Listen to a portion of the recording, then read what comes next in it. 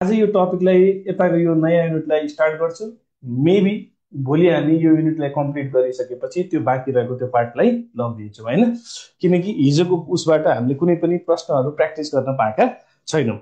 Okay, अब यो topic पढ्दै गर्दा धेरै साथीहरूले है एट एट ड्युल के भन्छ पहिला नै सबै पढाइसकेको हो सबै, त्यसो त ठिकै ठिकै छुटेन। इनकेस छुटेको रहेछ भने पनि त्यसलाई हामी त्यसरी कन्टिन्यू गर्न कसैले जोइन गर्नु भएको छ भने। ओके, अब हामी यसमा तीनवटा युनिटहरू छ यो अन्तर्गत है। के लेख्नुभयो ए आरबी सरले। हामी तीनटा युनिटमा के पढ्छौँ त भन्दाखेरि यो नियामकीय निकायलाई पढ्ने कुरा गरिरहेको छौँ, रेगुलेटरी बडिजहरू। रेगुलेटरी बडी यसले कुन कुन सेक्टरलाई समेट दिएको छ भन्दाखेरि बैंक तथा वित्तीय संस्थाहरू जसलाई चाहिँ रेगुलेसन जिम्मा नेपाल राष्ट्र बैंकले लिएको छ, त्यसपछि बिमा संस्थानको नेपाल इन्सुरेन्स अथोरिटीलाई दिएको छ र अनि हुन्छ क्वेसन हाल्दै गर्नुहोस् है, म यहाँ पढ्दै तपाईँको एन्सर पनि दिउँला। अनि तेस्रोमा चाहिँ हामी सेक्युरिटी बोर्ड अफ नेपाल सेभनको बारेमा पढ्न खोज्छौँ है त। हामी यो तीनवटा टपिकलाई चाहिँ सर त्यसमा रिभिजनको तरिकाले जाऊँ है त। ओके, आज हामी के गरौँ पहिला भन्दाखेरि नेपाल राष्ट्र बैङ्कको पहिला मैले हजुरहरूलाई के अरे यहाँ बोर्डमा के देखाउनु भन्दा अगाडि हामी नेपाल राष्ट्र बैङ्क किन आयो कसो आयो धेरै डिटेलमा नपढेर मेजर मेजर कुराहरू चाहिँ जान्ने कोसिस गरौँ है। म त्यसो तपाईँहरूले धेरै पहिला पढिसक्नु भएको रहेछ भने मैले यसमा धेरै टाइम वेस्ट गर्दिनँ। म के गर्छु त भन्दाखेरि तपाईँहरूलाई यसबाट लगेर जान्छु, त्यसपछि एन्सर क्वेसन पनि प्र्याक्टिस गराउन सम्भव हुन्छ है। ओके, यहाँ छ कि छैन, व्हाइट बोर्डमै लगौँ। ओके ल, अब पहिला नेपाल राष्ट्र बैङ्कको स्थापनाको कुरा गर्दाखेरि हामीले ब्याङ्किङ इतिहासलाई पनि जान्नुपर्ने हुन्छ। केही साथीहरू यहाँ बैंक तथा वित्तीय संस्थाको तयारी गरिराख्नु भयो होला।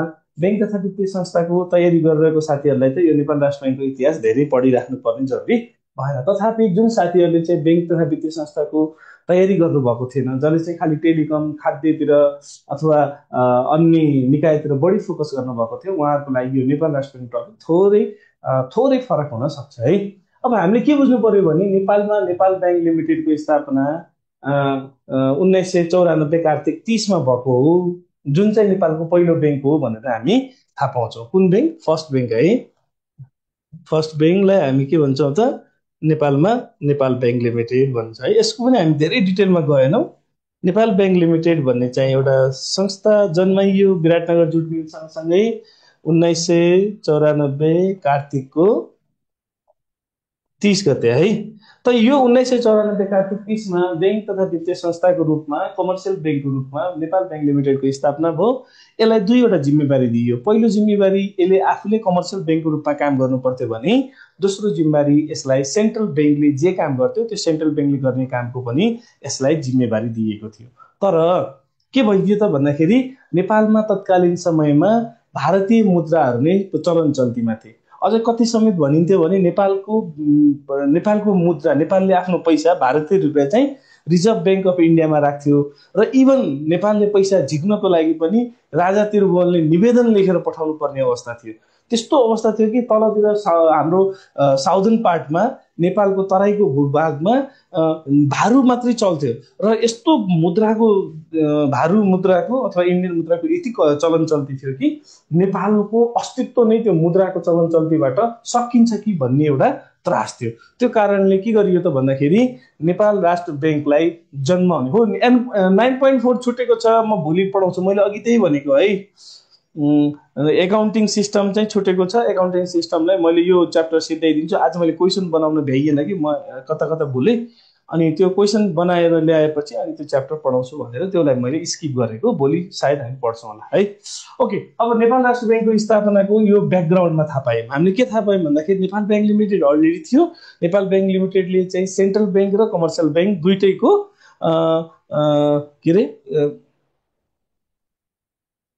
के भनिदिन्छ, हामी सानो हुँदा नि कति के भयो भने इम्पोर्टेन्स। ओके ठिक छ, लेख्दै गर्नुहोस्, म तपाईँको कमेन्ट पछि हेर्छु है त। अहिले म कन्टिन्यू गर्छु, यसले डिस्टर्बेन्स हुन थाल्यो। अब हामीले के गर्यौँ त भन्दाखेरि 2013 साल, यहाँ टिप्नु त टपिक, 2013 साल वैशाखको 14 गते कसको स्थापना भयो? सेन्ट्रल ब्याङ्कको रूपमा नेपाल राष्ट्र ब्याङ्कको स्थापना भयो है। यो 2013 वैशाख 14 गते यो बैंक बन्नको लागि 2013 वैशाख 14 गते यो बैंक बन्नको लागि नेपालमा कुनै पनि कानुनी आधार थिएन है, कानुनै थिएन। अनि कानुन त बनाउनु पर्यो, त्यसैले सुरुमा बनेको कानुन के हो?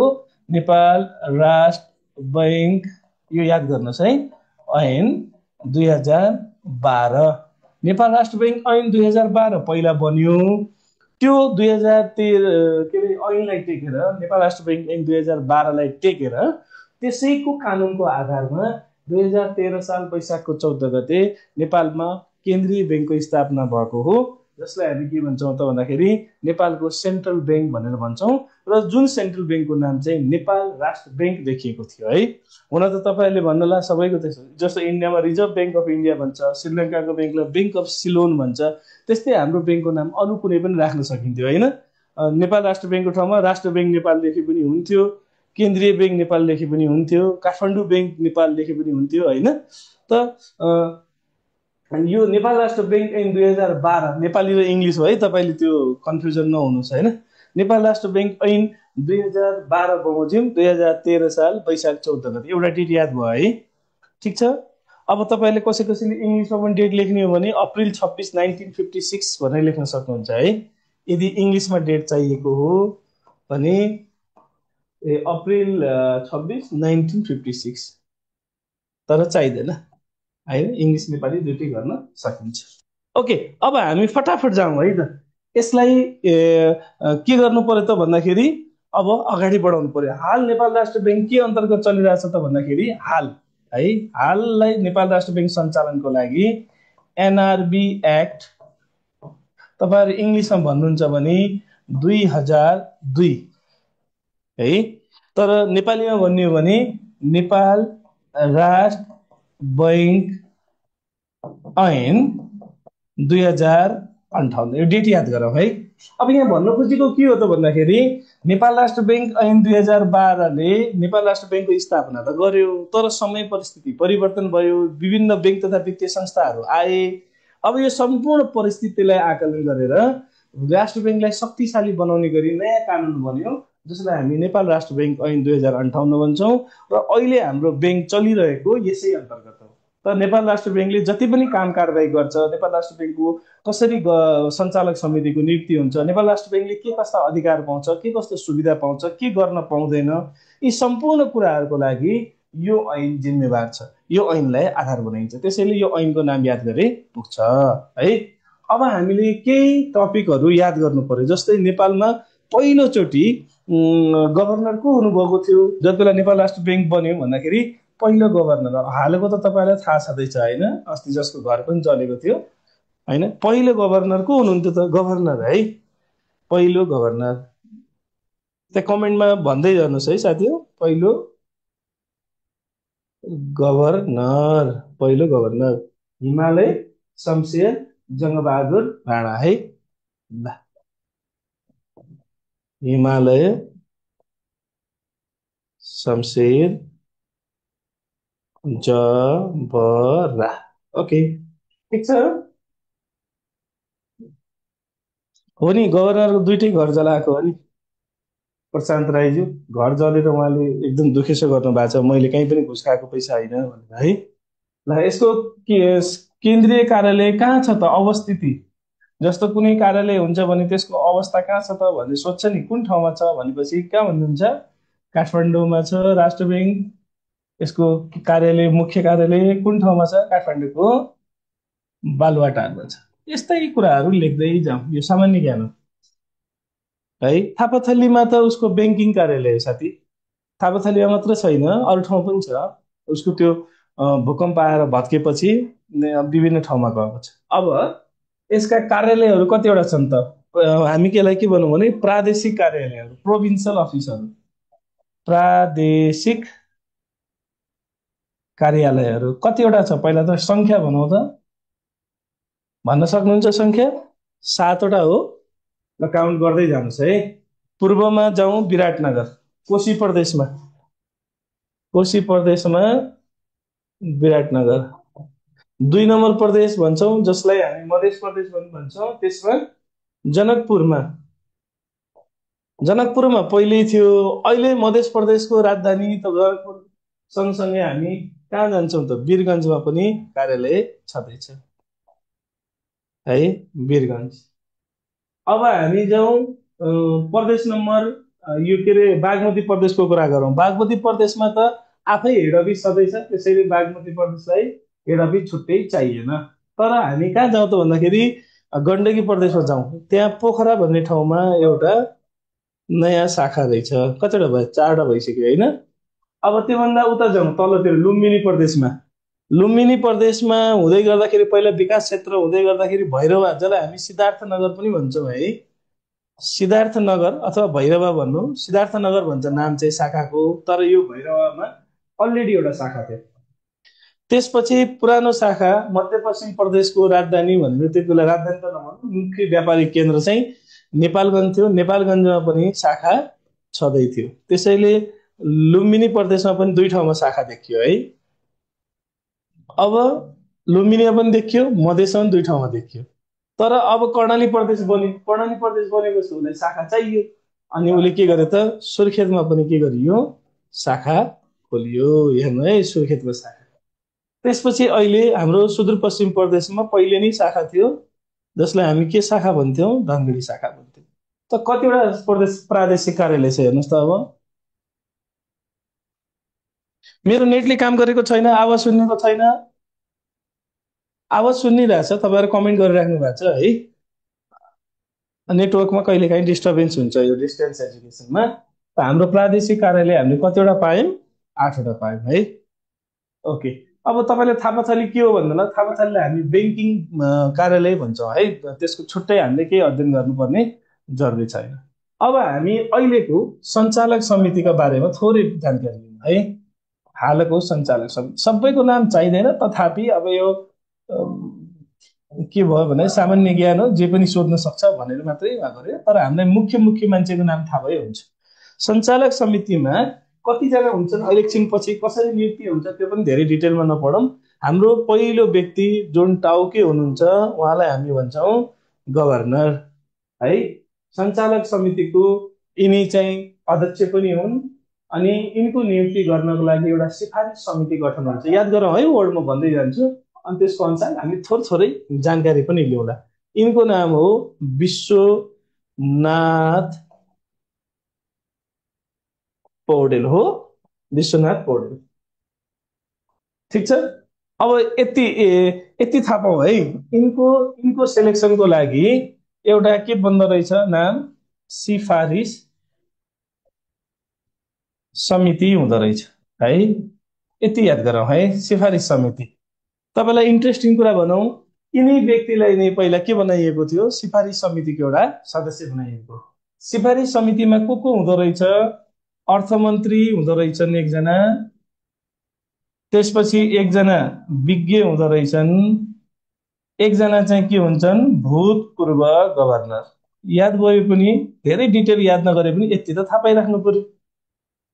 के हुँदो रहेछ अरे, सञ्चालक समितिको मुख्य व्यक्ति जसलाई हामी गभर्नर पनि भन्छौँ, जो चाहिँ एक किसिमको ब्याङ्कको सिइओ पनि हुन्, सञ्चालक समितिको अध्यक्ष पनि हुन्। यिनको नियुक्ति गर्नको लागि एउटा कमिटी बन्द रहेछ। यो कमिटीको नाम के हो, सिफारिस समिति। यो सिफारिस समितिमा कतिजना व्यक्तिहरू हुँदो रहेछन्, 3 जना व्यक्तिहरू हुँदो रहेछन्।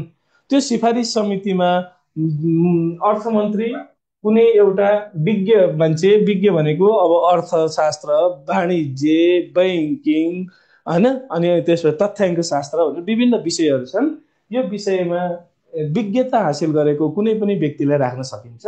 त्यसपछि भूतपूर्व गभर्नरहरू मध्ये एकजना गभर्नरलाई चाहिँ सिफारिस समितिमा राखिन्छ। यसपालिको इन्ट्रेस्टिङ के थियो त भन्दाखेरि, त्यो सिफारिस समितिमा उनी आफै बसेका थिए विज्ञका रूपमा। पछि त जता सिफारिस गरिएको हो त्यसको नामलाई अहिलेका वर्तमान डेपुटी गभर्नरज्यूले राजीनामा स्वीकृत गरिदिनु भएन। आफूभन्दा जुनियर गभर्नर भन्ने भएपछि उहाँले पोलिटिक्स गर्नु पर्यो, राजीनामा स्वीकृत गर्नु भएन।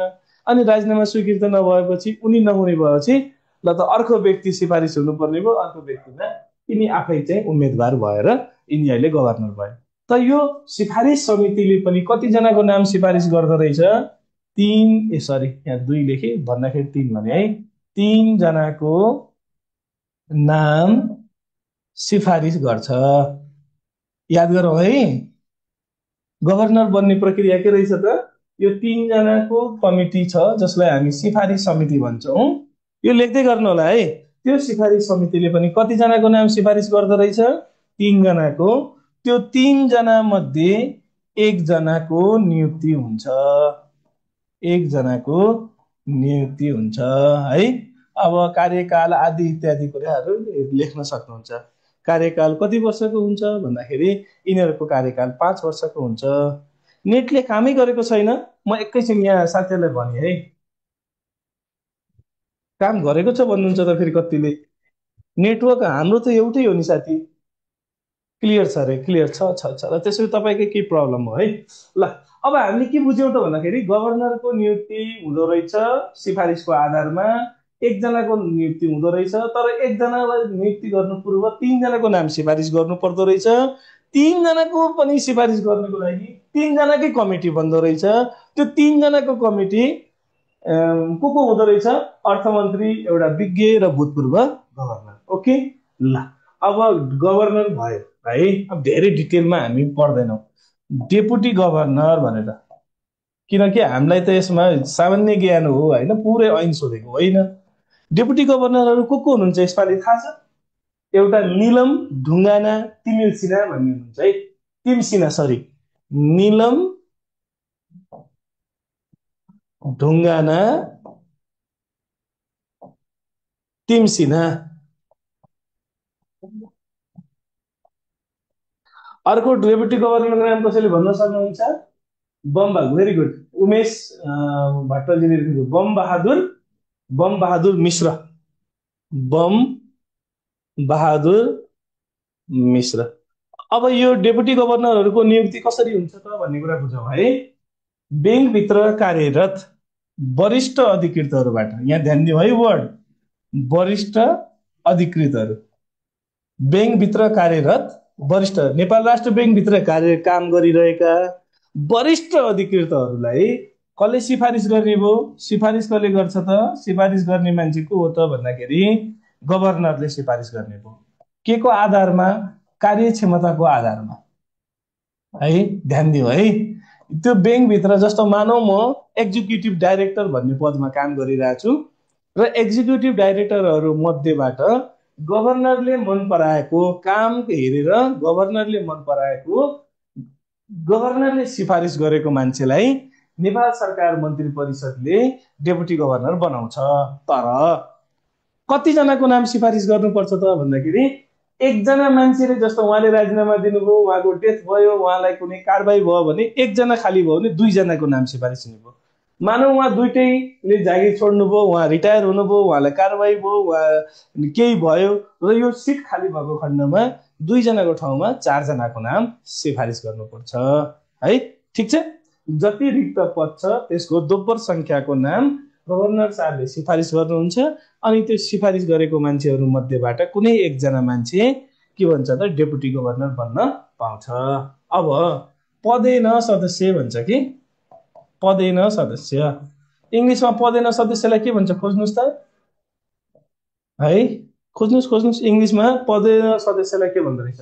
पदेन सदस्य भनेको यो व्यक्ति जो मान्छे त्यो पोस्टमा बसेको छ त्यो मान्छे नै यहाँ आएर सञ्चालक समितिमा बस्ने। को हो त भन्दाखेरि अर्थ मन्त्रालयको सचिव, अर्थ सचिव भनेर लेखौँ है, फाइनान्स सेक्रेटरी। इङ्ग्लिसमा लेख्ने साथीहरूले के लेख्नुहुन्छ? Finance secretary. अहिले हाम्रो अर्थ सचिव को हुनुहुन्छ? लेभल कति हुन्छ? गभर्नरको लेभल भने त कति भयो त? एक्जिक्युटिभ डाइरेक्टर भन्दा माथि, फर्स्ट क्लास भन्दा माथि, इडी भन्दा माथि, डेपुटी गभर्नर भन्दा माथि, त्यसैले पदै लेभलै भएन। ओके, अब घनश्याम उपाध्याय भन्ने मान्छे हुनुहुँदो रहेछ अहिलेलाई चाहिँ। अब यो मान्छे त के हुन सक्छ, भोलि पर्सि सरकार चेन्ज भयो, अब अर्थमन्त्रीले आफ्नो मान्छे कोहीलाई अर्थ सचिवमा तान्न सक्नुहुन्छ। अर्थ सचिवलाई जाऊ तिमी अर्को मन्त्रालयमा जाऊ, मलाई त यो मान्छे चाहिन्छ भन्नु भने जो मान्छे अर्थ सचिव भएर आउँछ अटोमेटिक त्यो मान्छे चाहिँ के हुँदो रहेछ, राष्ट्र ब्याङ्कको सञ्चालक समितिको सदस्य हुँदो रहेछ। तर आजको दिनमा अहिले आज हामीले अर्ग्यानोग्राम हेऱ्यौँ नेपाल राष्ट्र ब्याङ्कको भने आजको दिनमा घनश्याम उपाध्यायजी त्यहाँ सदस्य हुनुहुन्छ। अब अरू सदस्यहरू भनेर है, कति सदस्यहरू टोटलमा सदस्यहरू 3 जना, अरू 3 जना को हुनुहुन्छ त भन्दाखेरि अहिले चिन्तामणि शिवाकोटी हुनुहुन्छ। यी चिन्तामणि शिवाकोटी एकचोटि त्यहाँ के हुनुहुन्थ्यो, डेपुटी गभर्नर हुनुहुन्थ्यो है, पहिला डेपुटी गभर्नर हुनुहुन्थ्यो। अहिले जागिरबाट उहाँ रिटायर भएपछि अहिले त्यही ब्याङ्कको राष्ट्र ब्याङ्ककै सञ्चालक समितिमा गएर बस्नुभएको छ। अर्को रविन्द्र प्रसाद पाण्डे भन्ने मान्छे हुनुहुन्छ है, रविन्द्र प्रसाद पाण्डे है, चिन्तामणि शिवकोटी, रविन्द्र प्रसाद पाण्डे र शङ्कर प्रसाद आचार्य भन्ने अर्को मान्छे हुनुहुन्छ, शङ्कर प्रसाद आचार्य। ल अब टोटलमा कति सदस्यको हुँदो रहेछ सञ्चालक समिति, यहाँ ध्यान दिउँ त। 1 जना गभर्नर साहब, 2 जना डेपुटी गभर्नर, 1 जना पदेन सदस्य हो, अनि अरू 3 जना सदस्य गरेर टोटल कति जनाको भयो, 7 जनाको है। 7 जनाको सञ्चालक समिति हुन्छ र यो 7 जनाको सञ्चालक समितिको कार्यकाल कति वर्षको हुन्छ, 5 वर्षको हुँदो रहेछ है। ओके, अब हामी राष्ट्र ब्याङ्कभित्र अर्को के हुन्छ त मुख्य कुरा भन्दाखेरि समितिहरू। समितिहरूमा हामीले जान्नुपर्ने समिति त के रहेछ त, एउटा सिफारिस समिति। अघि हामीले थाहा पाइसक्यौँ सिफारिस समितिमा कतिजना, सिफारिस, ठिक छ, सिफारिस समिति, सिफारिस समितिमा को हुन्छ र कतिजना हुन्छ भनेर थाहा पायौँ हामीले, 3 जना है। को हुन्छ रे, अर्थमन्त्री हुन्छन्, 1 जना भूतपूर्व गभर्नरहरू मध्येबाट कुनै 1 जना व्यक्ति हुन्छ नेपाल सरकारले तोकेको, र कुनै पनि एउटा विज्ञ व्यक्ति जसलाई नेपाल सरकारले नियुक्त गरेको हुन्छ। यो 3 जना व्यक्तिहरूको जिम्मेवारी के हुन्छ त भन्दाखेरि यो 3 जना व्यक्तिहरूको जिम्मेवारी भनेको डेपुटी गभर्नर होस् या कुनै विज्ञ व्यक्ति होस्, नेपाल राष्ट्र ब्याङ्कको गभर्नर हुन उपयुक्त मान्छे को छ हैन, नेपाल राष्ट्र ब्याङ्कको गभर्नर हुन उपयुक्त मान्छे को छ, त्यो उपयुक्त मान्छेको नाम सिफारिस गर्ने यसको जिम्मेवारी हुन्छ। तसर्थ यसको नामै के भयो त, सिफारिस समिति। क्लियर छ। अघि अर्को साथीले लेख्नु भएको लेखा परीक्षण समिति भनेर है, यसलाई हामी इङ्ग्लिसमा के भन्छौँ रे, अडिट कमिटी भन्नु त। लेखा परीक्षण समितिलाई के भनिँदो रहेछ, अडिट कमिटी है। यो लेखा परीक्षण समितिको पनि बडा इन्ट्रेस्टिङ छ। यसमा त्यो अघिका सञ्चालकहरू मध्येबाट, ध्यान दिउँ है, अघिका सञ्चालकहरू मध्येबाट, फेरि ध्यान दिउँ है, अघिका सञ्चालकहरू कतिजना, 7 जना है। अघिका सञ्चालकहरू मध्येबाट जो व्यक्ति चाहिँ कार्यकारी पदमा छैन, जो व्यक्ति कार्यकारी पदमा छैन भनेको मतलब गभर्नर साहब बस्न पाउनु भएन, 2 जना डेपुटी गभर्नर साहबहरू बस्न पाउनु भएन, अर्थ मन्त्रालयको सचिव पनि बस्न पाउनु भएन, उहाँ 3 जना 4 जना बाहेक बाँकी ती विज्ञहरू मध्येबाट कुनै एउटा व्यक्तिलाई लेखा परीक्षण समितिको अध्यक्ष वा के अरे त्यसको के अरे हेड बनाइन्छ। यो लेखा परीक्षण समितिमा पनि 3 जना मान्छे हुने भए, एउटा त सञ्चालक समितिको मान्छे है, एउटा सञ्चालक, कुन चाहिँ सञ्चालक हुन्छ रे, जुन चाहिँ कार्यकारी पदमा हुन्न है, 1, यो 3 मध्ये पनि है 1। दोस्रो नम्बरमा कुनै पनि एउटा विज्ञ व्यक्ति जसलाई चाहिँ केसँग सम्बन्धित नलेज छ त भन्दाखेरि लेखा परीक्षणसँग, लेखासँग सम्बन्धित नलेज भएको व्यक्ति जसलाई नेपाल सरकारले नियुक्ति गरेको हुन्छ लेखा परीक्षण समितिमा बस्नको लागि, र एउटा आन्तरिक लेखा परीक्षण विभागको, आन्तरिक लेखा परीक्षण विभागको हाकिम, जो चाहिँ लेखा परीक्षण विभाग भन्ने राष्ट्र ब्याङ्कभित्र पनि आन्तरिक लेखा परीक्षण गर्नको लागि एउटा विभाग गठन भएको हुन्छ। त्यो विभागको हाकिम जो प्रमुख व्यक्ति हुन्छ, यो 3 जना मिलेर बनेको समितिलाई लेखा परीक्षण समिति भन्दो रहेछ। अब यो लेखा परीक्षण समितिको सामान्यतया काम के हुन्छ र, सामान्यतया काम लेखा परीक्षण समितिको पहिलो काम भनेको एक्सटर्नल अडिट गर्ने व्यक्तिको नाम सिफारिस गर्ने हो। तर हिजो हामीले के पढ्यौं भन्दाखेरि लेखा परीक्षण ऐन 2048 ले के भन्छ त, जसमा नेपाल सरकारको स्वामित्व हुन्छ त्यसमा महालेखा परीक्षकले गर्छ। त्यो भए हुनाले लेखा परीक्षकको सिफारिस गरिराख्नु परेन। तर यसले के गर्छ त, हाम्रो ब्याङ्क भित्र नेपाल राष्ट्र ब्याङ्क भित्र लेखा परीक्षण गर्दाखेरि के कुराहरूलाई विशेष ध्यान दिने, कहिले कहिले लेखा परीक्षण गर्ने, लेखा परीक्षणको मापदण्डहरू के बनाउने, लेखा परीक्षकलाई कस्ता तालिमहरू दिने, लेखा परीक्षकले लेखा परीक्षण गरिसकेपछि त्यसमा भएका कैफियतहरू के छन् त्यसको अध्ययन गरेर सुझाव दिने है, हो लास्टको च्याप्टर हो है।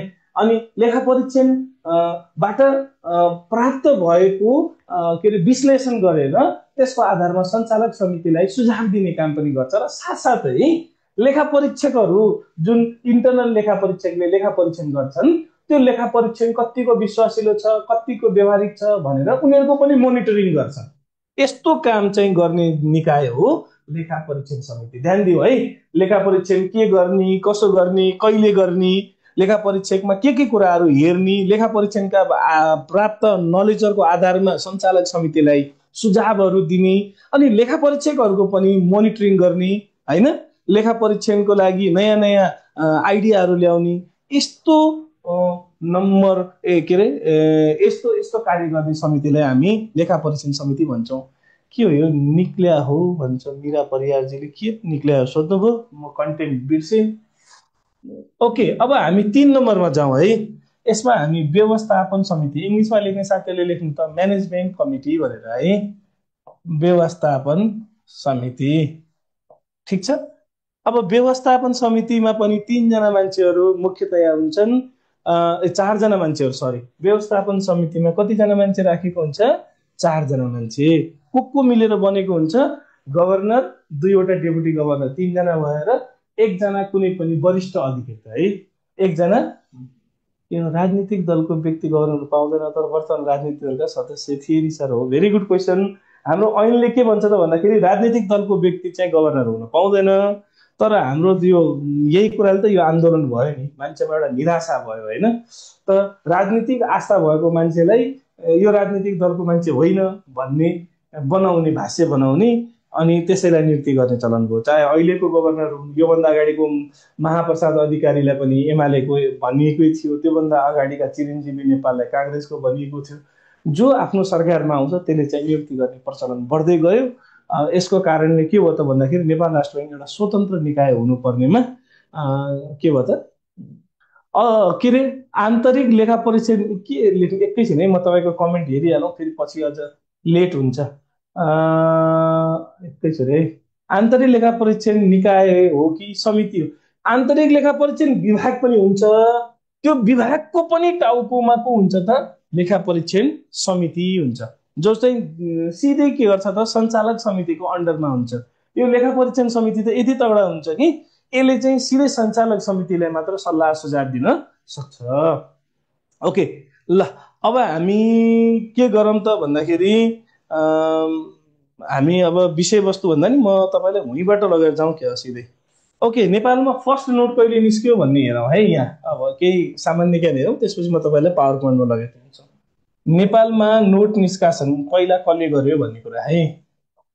नेपालमा नोट निष्कासन, यसमा डिटेल त जान्नु पर्दैन, तर पनि यति थाहा पाइराखौँ। हामीले नोट निष्कासनलाई किन बढी प्रायोरिटी दियौँ भन्दाखेरि नेपाल राष्ट्र बैंकको प्रमुख कार्य भनेकै के हो त, नोट निष्कासन गर्ने हो। नेपाल राष्ट्र भन्ने बित्तिकै हाम्रो दिमागमा के आउँछ, 1 रुपैयाँको भुक्तानी माग्न आएमा नेपाल राष्ट्र बैंकबाट रु 100 तुरन्त प्राप्त हुनेछ भन्ने त्यो लेखेको झलझली याद आउँछ नि त। तर हाम्रो दिमागमा सेन्ट्रल बैंक भन्ने बित्तिकै यस्तो निकाय जसले नोट निष्कासन गर्छ। त्यसैले फागुन 7 2016मा यो डेट याद गर्नु पर्यो, फागुन 7 2016। यसमा पनि अब कन्फ्युजन होला, हो र फर्स्ट नेपाली नोट त्यही हो त भन्दाखेरि हुन पनि सक्छ, नहुन पनि सक्छ भन्ने कुरा पनि आउला हैन, तर हामीले यसलाई चाहिँ याद गर्नु पर्यो। अब तपाईले सदर मुलुकी खानाको कुरा पनि आउला, कहीँ फेरि झुक्केला, हैन सर योभन्दा अगाडि नोट निष्कासन त 2002 मै निकालेको रहेछ सदर मुलुकी खानाले भन्छ। तर सदर मुलुकी खानालाई हामी के भन्छौँ त भन्दाखेरि केन्द्रीय बैंकको रूपमा मान्दैनौँ, खालि केन्द्रीय बैंकको एउटा एन्सेस्टर निकायको रूपमा मान्छौँ। त्यसैले नेपालमा फर्मल्ली बैंक निकालेको, के अरे नोट निकालेको चाहिँ हामी कसलाई मान्ने त भन्दाखेरि फागुन 7 2016लाई। ओके, अब यो नोट निष्कासन गर्नको लागि एउटा डिपार्टमेन्ट बनाइएको थियो। त्यो डिपार्टमेन्टलाई हामी के भन्छौँ त भन्दाखेरि पहिला त्यो डिपार्टमेन्टको नाम थियो नोट डिपार्टमेन्ट है, नोट विभाग भनिन्थ्यो है। 2013 मै जति बेला नेपाल राष्ट्र बैंकको स्थापना भएको थियो त्यति बेला नै हामीले के गरेका थियौँ 2013मै नोट विभाग भनेर निकालेका छौँ। अहिले त्यो नोट विभागको नाम परिवर्तन भएको छ। यसलाई हामी अहिले मुद्रा व्यवस्थापन विभाग भन्छौँ। पहिला नोट विभाग भन्थ्यो, अहिले यसलाई के विभाग भनिँदो रहेछ? मुद्रा व्यवस्थापन विभाग है। यति याद गरौँ, मुद्रा व्यवस्थापन विभाग। यो मुद्रा व्यवस्थापन विभागको नाम पनि किन कहिलेदेखि चेन्ज भयो त भन्दाखेरि 2059 सालमा मात्र यसको नाम परिवर्तन भएर मुद्रा व्यवस्थापन विभाग भएको हो। त्योभन्दा अगाडि त्यसको नाम के थियो त? नोट विभाग थियो। अहिले किन मुद्रा व्यवस्थापन विभाग भयो भन्दाखेरि अहिले नोट निकाल्ने मात्रै काम गरिन्न, अब त डिजिटल करेन्सीको कन्सेप्ट आइरहेछ। राष्ट्र बैंकले पनि CBDC भन्ने सेन्ट्रल बैंक डिजिटल करेन्सी निकाल्ने तयारी गरिरहेछ। ल हेर्नु है, अब त नोट भनेको के अरे मुद्रा नोट निकाल्ने मात्र होइन, मुद्रालाई कसरी बचाउने, कसरी सफा नोट राख्ने, यी विभिन्न कुराहरू आए। त्यो भएको हुनाले अहिले चाहिँ हामी नोट विभागको नाम परिवर्तन गरेर मुद्रा व्यवस्थापन विभाग भनेर बनाइरहेछौँ है। अब एउटा दुईटा डाटाहरू याद गरौँ। नेपाल राष्ट्र बैंकले मुख्यतया वर्ल्ड बैंक र IMF को सदस्यता लिएको पाइन्छ। 6 सेप्टेम्बर 1961 भनेर याद गरौँ है। यो इम्पोर्टेन्ट डेट याद गरौँ, 6 सेप्टेम्बर 1961। के गरे त भन्दाखेरि मेम्बर अफ वर्ल्ड बैंक र एन्ड IMF। यति, यो पनि डाटा याद गर्नु पर्यो। नेपाल राष्ट्र बैंकले यो के गरेको छ त? यसको मेम्बरसिप लिएको छ भनेर। ल अब यति गरिसकेपछि म तपाईँलाई थोरै उसमा लगेर गएँ है।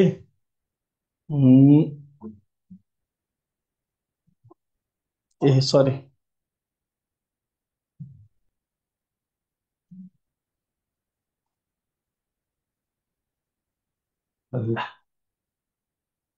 ल है। अब मैले यहाँ पावर पोइन्टबाट तपाईँलाई अलि क्विक गर्नलाई मात्र हो यो, नत्र यस्तो लेख्दै पढाउँदै गराएर तपाईँलाई पनि बढी क्लियर हुन्थ्यो होला चाहिँ। ओके, ल यो इङ्ग्लिसमा पनि छ, नेपालीमा पनि छ है। अब नेपाल राष्ट्र बैंकको स्थापना किन भयो भने तपाईँले राष्ट्र बैंक ऐन पढ्नुभयो भने 3वटा उद्देश्य दिएको छ। 3वटा उद्देश्य है, ध्यान दिउँ। त्यो 3वटा उद्देश्यमा पहिलो के गरेको छ भन्दाखेरि राष्ट्र बैंकले 2वटा कुरालाई बढी ध्यान दिन्छ। एउटा मौद्रिक नीति बनाउने, एउटा विदेशी विनिमय नीति बनाउने। ध्यान दिनु है, मौद्रिक नीति भनेको मनी सप्लाई कति राख्ने, CRR कति राख्ने, SLR कति राख्ने, नेपालमा बैंक तथा वित्तीय संस्थाहरूको संख्या कति बढाउने। Mainly monetary policy is related with the control of money supply भन्छ हैन। अर्को हामी के गर्छौँ त? नेपाल राष्ट्र बैंकलाई एउटा कानुन छ जसको नाम हो विदेशी विनिमय नियमित गर्ने ऐन 2019। फेरि भन्नुहोस् त, विदेशी विनिमय नियमित गर्ने ऐन 2019, foreign exchange regulation act 2019, foreign exchange regulation act 2019, जसलाई हामी नेपालीमा के भन्छौँ? विदेशी विनिमय नियमित गर्ने ऐन 2019 भनेर भन्छौँ। त्यो ऐनले नेपाल राष्ट्र बैंकलाई विदेशी मुद्राको व्यवस्थापन गर्ने, विदेशी मुद्रासँग रिलेटेड कामहरूको अथोरिटी दिएको छ। त नेपाल राष्ट्र बैंकको पहिलो उद्देश्य के हुन्छ त भन्दाखेरि मोनिटरी पोलिसी र विदेशी विनिमय नीतिको के अरे फर्मुलेसन गर्ने र त्यसको म्यानेजमेन्ट गर्ने। विदेशी विनिमय नीति पनि बनाउँछ, साथसाथै मोनिटरी पोलिसी बनाउँछ र बनाइसकेपछि के गर्छ त भन्दाखेरि त्यसलाई व्यवस्थापन गर्छ है। र पढाइसकेको छ भने कन्फ्युजन भयो इक्जाममा आए कुन करेक्ट मान्ने, के भन्न खोज्नु भएको हो? मैले कुरा बुझेर तपाईँको मेसेज हेरिहालौँ है। सदरमुलकी खाना भनी पढेको, त्यही मैले अघि कुरा भनिहालेँ त। नेपालमा नोट निष्कासन पहिलो कसले भन्दाखेरि राजा त्रिभुवनको फोटो राखेर सदरमुलकी खानाले नै निकालेको हो, जसमा सिग्नेचर त्यति बेलाका क्यासियर जनक राज भन्ने मान्छेले दस्तखत गरेका हुन्। एकदम सही हो। तर केन्द्रीय बैंकले पहिलोचोटि नोट निष्कासन कहिले गरेको भन्दाखेरि तपाईँले सदरमुलकी खाना त राष्ट्र बैंक आइसकेपछि त कोल्याप्स भइसकेको थियो नि। त्यसैले सदरमुलकी खानालाई तपाईँले फर्मल बैंकिङ मान्ने कि नमान्ने त्यो सेकेन्डरी कुरा भयो। त्यसैले मैले अघि के भने, सदरमुलकी खाना जसमा राजा त्रिभुवनको फोटो राखेर त्यति बेलाका खजान्ची अथवा क्यासियर भन्नुहोस् जनक राजले साइन गरेको पैसालाई हामी पहिलो पेपर नोट भनौँला। तर के अरे लिगल्ली सेन्ट्रल बैंकले, केन्द्रीय बैंकले नोट निष्कासन गरेको भनेको चाहिँ फागुनको 7 गते 2016 साल भनेर सम्झिने है। ओके ओके, हामीले पहिलो कुरा थाहा पायौँ। अब यो विदेशी विनिमय नीति र मूल्य के अरे मौद्रिक नीति किन बनाउँछ त भन्दाखेरि नेपाल राष्ट्र ब्याङ्कले मूल्य स्थिरता र शोधनान्तर स्थिरतालाई, यो दुईटा वर्ड बुझौँ। मूल्य स्थिरता भनेको इन्फ्लेसनलाई कन्ट्रोल गर्ने हो, अनि शोधनान्तर स्थिरता भनेको हाम्रो देशको मुद्रा र अन्य देशको मुद्राको रिजर्भमा कति फरक पार्ने, त्यसलाई ब्यालेन्स गर्ने काम, व्यवस्थापन गर्ने कामको लागि यो दुईवटा नीति बनाउँछ। त नेपाल राष्ट्र ब्याङ्कको उद्देश्य तपाईँले कहीँ हेऱ्यो भने कुनै पनि ठाउँमा विकास गर्ने भनेको छैन। त्यसैले नेपाल राष्ट्र ब्याङ्कले किसानको विकास गर्नुपर्छ, उद्यमीको विकास गर्नुपर्छ भन्ने एक्सपेक्ट गर्ने होइन। नेपाल राष्ट्र ब्याङ्कको एउटा मात्र पहिलो उद्देश्य के हुनुपर्छ? इन्फ्लेसनलाई कन्ट्रोल गर्ने, इन्फ्लेसनलाई म्यानेज गर्ने, एउटा हामीसँग भएको विदेशी मुद्राको व्यवस्थापन गर्ने, हामीसँग भएको शोधनान्तर स्थिरता भन्नाले हामीसँग भएको विदेशी मुद्रा र हाम्रो मुद्राको रेट अफ एक्सचेन्जलाई र हामीसँग भएको विदेशी मुद्राको के अरे भण्डारणलाई म्यानेजमेन्ट गर्ने। एक दोस्रो के भन्छ त भन्दाखेरि सर्वसाधारणको ब्याङ्कहरूप्रतिको विश्वसनीयता बढाउने भन्छ। कसप्रतिको विश्वसनीयता? ब्याङ्कहरूको विश्वसनीयता बढाउने। त्यो ब्याङ्कहरूप्रतिको विश्वसनीयता बढाउनलाई उसले के गरेको छ त भन्दाखेरि दुईवटा कुरालाई ध्यान दिएको छ। एउटा पहुँच बढाउने, पहुँच बढाइसकेपछि स्थायित्व बढाउने। ध्यान दियो है, वर्ड के भनेको छ? पहुँच बढाउने। फर इक्जाम्पल मेरो बजैको कुनै ब्याङ्कमा खाता नै छैन र उहाँलाई आज बजै एनआइसी ब्याङ्क त डुब्यो अथवा आज त राष्ट्रिय वाणिज्य ब्याङ्क डुब्यो अथवा नेपाल ब्याङ्क लिमिटेड त पुरै आगो लाग्यो भने के फरक पर्छ त? पर्दैन। उहाँलाई त्यो ब्याङ्कप्रतिको कुनै चासै छैन। आज ब्याङ्कको ब्याज बढ्यो भन्ने पनि टेन्सन हुन्न, घट्यो भने पनि टेन्सन हुन्न। त पहिलो के गरिदिनु पर्यो त? कुनै पनि जनतालाई त्यो ब्याङ्कको सेवा लिनलाई प्रेरित गर्नु पर्यो, एक्सेस पुर्याइदिनु पर्यो, पहुँच। त्यही भएर फर्स्ट कुरा आयो पहुँच। अब पहुँच पुगिसकेपछि दोस्रो कुरा के हुनु पर्यो? ब्याङ्कप्रतिको विश्वास कब बढ्छ? जब तपाईँलाई चाहिँ ब्याङ्कले स्थिर किसिमको मूल्यमा सेवा दिन्छ, स्थिर किसिमको सेवा दिन्छ। आज तपाईँलाई चाहिँ 3%मा ब्याज दिन्छ, भोलि 7% पुर्याउँछ, 1 महिनापछि फेरि 2%मा ल्याउँछ। घर कर्जा 10%मा लैजा भन्छ, फेरि घटेर 6% आउँछ, अनि फेरि 3 महिनापछि बढेर 14% पर्छ भने तपाईँको ब्याङ्कप्रतिको विश्वास गुमेर जान्छ। त्यति विश्वासिलो हुँदैन। त्योभन्दा त बरु तपाईँ अल्टरनेटिभलाई बढी विश्वासिलो मान्नुहुन्छ। त्यही भएर यहाँ के भनेको? दुईटा कुरालाई ध्यान दिएको छ। ब्याङ्क तथा वित्तीय संस्थाप्रति सर्वसाधारणको विश्वसनीयता बढाउने उद्देश्य छ, त्यसका लागि दुईवटा काम गर्छौँ भनेछ। एउटा पहुँच बढाउने काम गर्छु भनेछ, साथसाथै के गर्छु भनेछ? वित्तीय स्थायित्व। है, दुईटा पोइन्ट।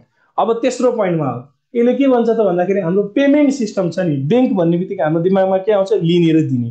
तपाईँले पनि कहिले भुक्तानी गर्नुहुन्छ, भुक्तानी लिनुहुन्छ होइन? तपाईँ सामान किनमेल गर्न जाँदाखेरि you give money, you take goods, or you give goods and take money, यसलाई भन्छ हामी भुक्तानी।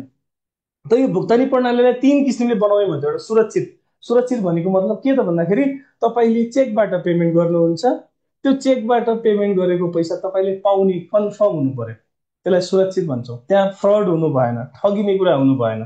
त्यसैले त्यसको लागि अलग्गै कानुन बनाउने, त्यसलाई म्यानेजमेन्ट गर्ने। तपाईँले मोबाइल ब्याङ्किङबाट पैसा चलाउनुहुन्छ, मोबाइल ब्याङ्किङको पैसा राति नै कसैले चाहिँ थुकिदिन्छ ह्याकिङ गरेर भने सुरक्षित भएन।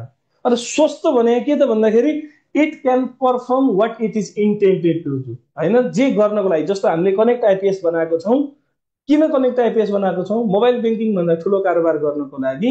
अनि आरटिजिएस बनाएको छौँ किन गर्नको लागि? रियल टाइममा नै सेटलमेन्ट गर्नको लागि, होइन? त सक्षम के अरे स्वस्थ भनेको त्यो हो। अर्को सक्षम भनेको तपाईँले गरेको पेमेन्ट र त्यो पाउने व्यक्तिको पेमेन्ट के हुनु पर्यो त? तपाईँको प्रिडिटरमाइन्ड वेमा हुनु पर्यो। जस्तै एलसीको पेमेन्ट गरिन्छ नि, एलसीको पेमेन्ट गर्दाखेरि पहिले के गरिएको हुन्छ? एलसीको डकुमेन्ट पेश गर्ने बित्तिकै पैसा पाउँछ भनिएको हुन्छ। ब्याङ्क ग्यारेन्टीको केसमा के भनिएको हुन्छ? 7 दिनभित्र भुक्तानी पाइन्छ भनिएको हुन्छ। अब त्यो पाइएन भने तपाईँले के गर्नुहुन्छ? त्यो प्रतिको विश्वास गुमेर जान्छ। यसरी राष्ट्र ब्याङ्कका 3वटा मात्र उद्देश्य छन्, ध्यान दिनु है। पहिलो उद्देश्य भनेको मूल्य र शोधनान्तर स्थिरता बनाउने, यसका लागि दुईवटा नीति बनाउँछ, एउटा मौद्रिक नीति, अर्को विदेशी विनिमय नीति। ध्यान दिउँ। दोस्रो कुरा के गर्ने? सर्वसाधारणको ब्याङ्कप्रतिको विश्वास बढाउने। विश्वास बढाउनको लागि दुईवटा कुरा गर्छ, एउटा पहुँचमा अभिवृद्धि गर्ने, अर्को यिनीहरूको स्थायित्व, ब्याङ्कलाई नडुब्न दिने, ब्याङ्कहरूको रेटहरू कन्स्ट्यान्ट राख्ने, र अर्को लास्टमा हामीले के भन्छौँ? भुक्तानी प्रणालीलाई विकास गर्ने। कस्तो भुक्तानी प्रणाली बनाउने? जुन सुरक्षित पनि होस्, स्वस्थ पनि होस् र सक्षम पनि होस्। यो हाम्रो अब्जेक्टिभ हो। ओके, मैले यहाँ नेपाली र इङ्ग्लिस दुईटैमा दिएको छु, इङ्ग्लिसका साथीहरूले पढ्नु होला। केही प्रब्लम भयो वर्डमा भयो म छँदैछु है त। अब तपाईँले काम कर्तव्यहरू याद गर्ने तरिका, सिम्पली मल्टिपल चोइस क्वेसन आएको हुनाले तपाईँले चाहिँ यी कामहरूलाई तलमाथि जहाँ याद गरे पनि हुन्छ, तर तपाईँलाई याद गर्न सजिलो एउटा राष्ट्र बैंक भन्ने बित्तिकै हाम्रो दिमागमा के आउँछ त? पैसा भन्ने आउँछ। त नेपाल राष्ट्र बैंकको पहिलो काम के हो रहेछ त? नोट तथा सिक्का निष्कासन गर्ने। ध्यान दियो है, के भन्यो हामीले? नेपाल राष्ट्र बैंकको पहिलो काम नोट निष्कासन गर्ने हो। नेपालमा नोट निष्कासन गर्ने एकाधिकार, एकाधिकार भन्छ है, मोनोपोली। नेपालमा नोट निष्कासन गर्ने एकाधिकार कसलाई मात्र दिएको छ? नेपाल राष्ट्र बैंकलाई। नेपाल राष्ट्र बैंक बाहेक अरूले निकालेको नोटलाई फर्जी नोट भनिन्छ र कानुन बमोजिम कारबाही हुन्छ। त्यसैले नेपाल राष्ट्र बैंकलाई नोट निष्कासन गर्ने अधिकार दिएको छ, पहिले याद गरौँ। अब नोट भन्ने बित्तिकै नोटको मूल्य स्थिर हुनु पर्यो हैन, नोटको भ्यालु तलमाथि हुनु भएन। भ्यालु भनेको के त भन्दाखेरि तपाईले 1000 रुपियाँ लगेर गएर आज सामान किन्दाखेरि जति पाउनुहुन्छ 6 महिनापछि पनि लगभग त्यति सामान आयो भने तपाईलाई त्यो 1000 को नोटको माया लाग्छ।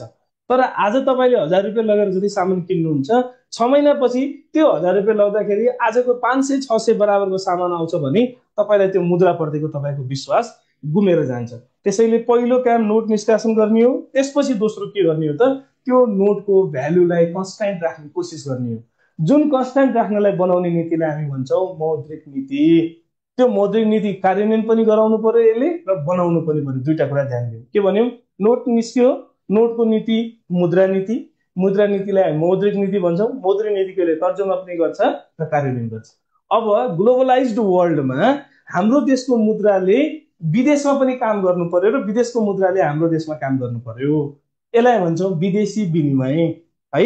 हामीले भारतबाट सामान ल्याउँछौँ, चाइनाबाट सामान ल्याउँछौँ, हामी विदेशी मुभी नेटफ्लिक्स हेर्छौँ हैन, अमेरिकन प्रोडक्ट हेर्छौँ भने हाम्रो विदेशी मुद्रासँग पनि कारोबार हुनु पर्यो।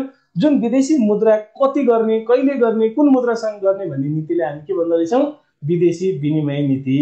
यहाँ याद गरौँ है, नोट निस्क्यो, नोटको नीति मौद्रिक नीति। अब हाम्रो मुद्रा विदेशतिर घुम्न जान्छ, विदेशी विनिमय नीति हो। अब विदेशी विनिमय नीति बनाइसकेपछि के गर्नु पर्यो त? विदेशी मुद्रासँग साट्नको लागि कति रुपियाँ बराबर कति रुपियाँ साटिने त? हाम्रो 100 रुपियाँ बराबर इन्डियाको के अरे कति हुन्छ त? 60-62 कति हुन्छ? जापानी येन बराबर नेपाली कति रुपियाँ हुन्छ?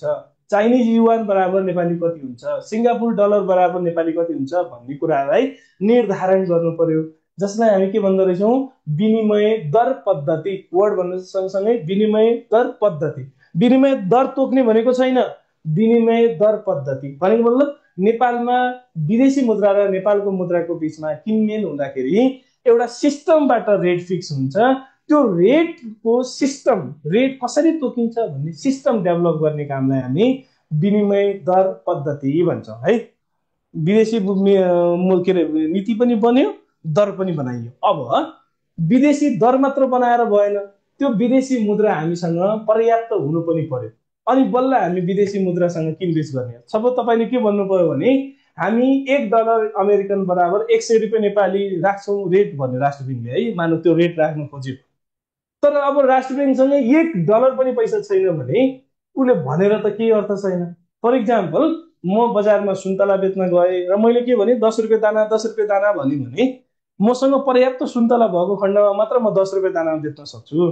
तर मसँग दुईटा मात्र सुन्तला छ भने म 10 रुपियाँ दाना दुईटा बेच्छु। त्यसपछि के हुन्छ त? मसँग सकिएपछि अर्को मान्छेले जति रेट तोक्छ त्यही रेटमा बिक्री हुन्छ। तसर्थ नेपाल राष्ट्र बैंकले पनि विदेशी मुद्राको दरलाई निर्धारण गर्न खोज्ने हो भने, दरलाई आफ्नो अनुसार चलाउनु खोज्ने भने उसले पर्याप्त मात्रामा विदेशी मुद्राको सञ्चित गर्नुपर्छ। त्यही गर्ने कामलाई उसले के भन्छ त? विदेशी विनिमयको सञ्चित र व्यवस्थापन। 5वटा काम याद गर्नु सजिलो छ। नोट निकाल्यो, नोटको नीति मौद्रिक नीति। त्यसपछि हाम्रो देशको मुद्रा विदेशसँग मुद्रासँग कारोबार गर्न हिँड्यो, विदेशी विनिमय नीति बनायो। विदेशी विनिमय नीति अनुसार कारोबार गर्नको लागि विनिमय दर तोक्नु पर्यो। विनिमय दर तोक्नको लागि उसँग के हुनु पर्यो? सञ्चित हुनु पर्यो भन्ने कुरा याद गरौँ। अब यी सबै काम गर्नको लागि उसले आफ्ना चेलाहरू बनाउँछ, सन्तानहरू बनाउँछ, उसका खेलाडीहरू जन्माउँछ, जसलाई हामी के भन्छौँ? बैंक तथा वित्तीय संस्था। अब यो बैंक तथा वित्तीय संस्थाकोले के गर्छ त? दर्ता हुनुभन्दा अगाडि लाइसेन्स दिने काम गर्छ। इजाजत पत्र, लाइसेन्स दिन्छ। पहिला राष्ट्र बैंकले लाइसेन्स दिन्छ, बल्ल कम्पनी रजिस्टरको कार्यालयमा गएर दर्ता हुन्छ है।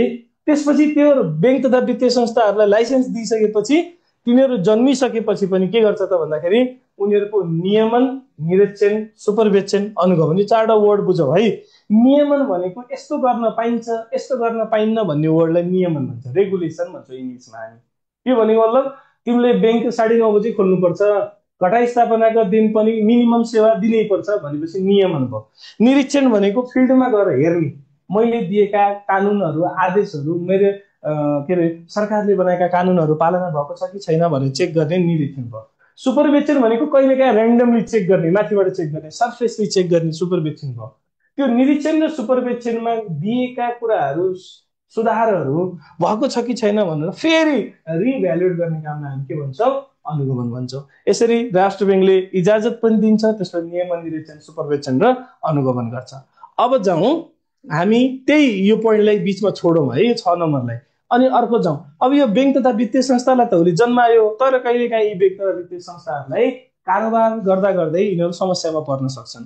त आफैले जन्माएको संस्थाहरू, आफैले नियमन, निरीक्षण, रेगुलेसन गरेको संस्थाहरू बिग्रेको खण्डमा lender of last resort, word याद गर्नुहोस् है, अन्तिम ऋणदाता लेन्डर अफ लास्ट रिसोर्टको रूपमा पनि काम गर्छ। भनेको मतलब यिनीहरूलाई साह्रै समस्या परेको खण्डमा नेपाल राष्ट्र ब्याङ्कले यिनीहरूलाई बेल आउट गर्ने काम गर्छ। अब यी संस्थाहरूले एकअर्कासँग पनि कारोबार गर्छन्, एकअर्कासँग कारोबार गर्छ। जस्तै तपाईँसँग कृषि विकास ब्याङ्कको एटिएम छ, तपाईँले गएर सिद्धार्थ ब्याङ्कमा घोडिदिनुहुन्छ।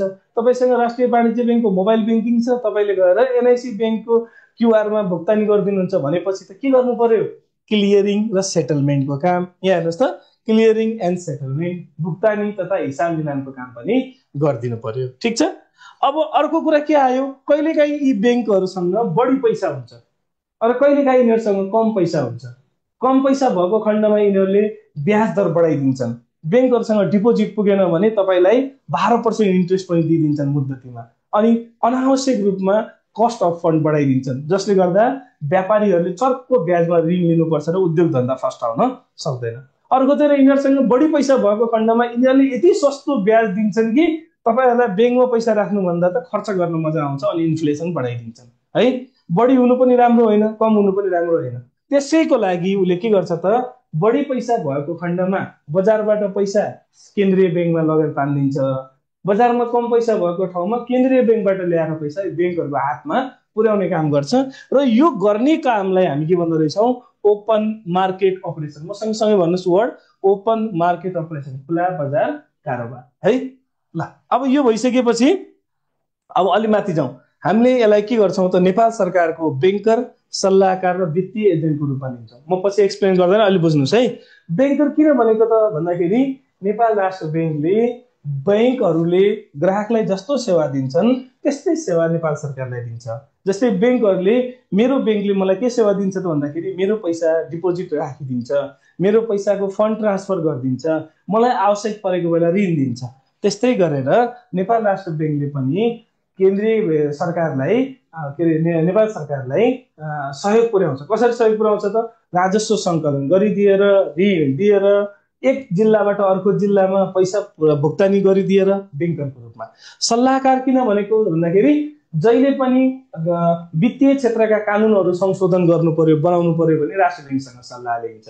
जहिले पनि बजेट बनाउँदाखेरि बजेट भन्दा पूर्व सल्लाह दिने काम नेपाल राष्ट्र बैंकले गर्छ।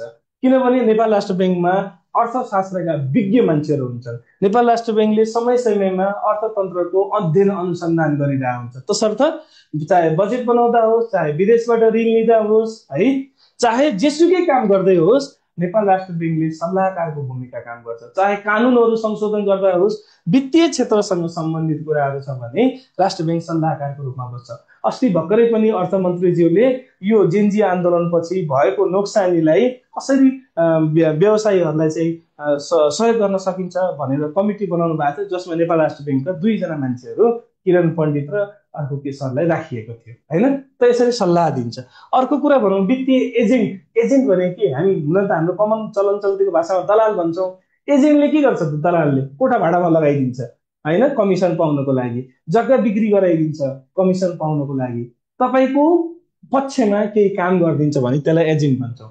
त नेपाल राष्ट्र बैंक नेपाल सरकारको वित्तीय एजेन्ट हो। जस्तै युएसएडले पैसा दिन्छु भन्यो भने नेपाल सरकार गएर पैसा लिएर आउँदैन, नेपाल राष्ट्र बैंकले कोअर्डिनेसन गरेर नेपाल सरकारको पक्षमा पैसा प्राप्त गरिदिन्छ।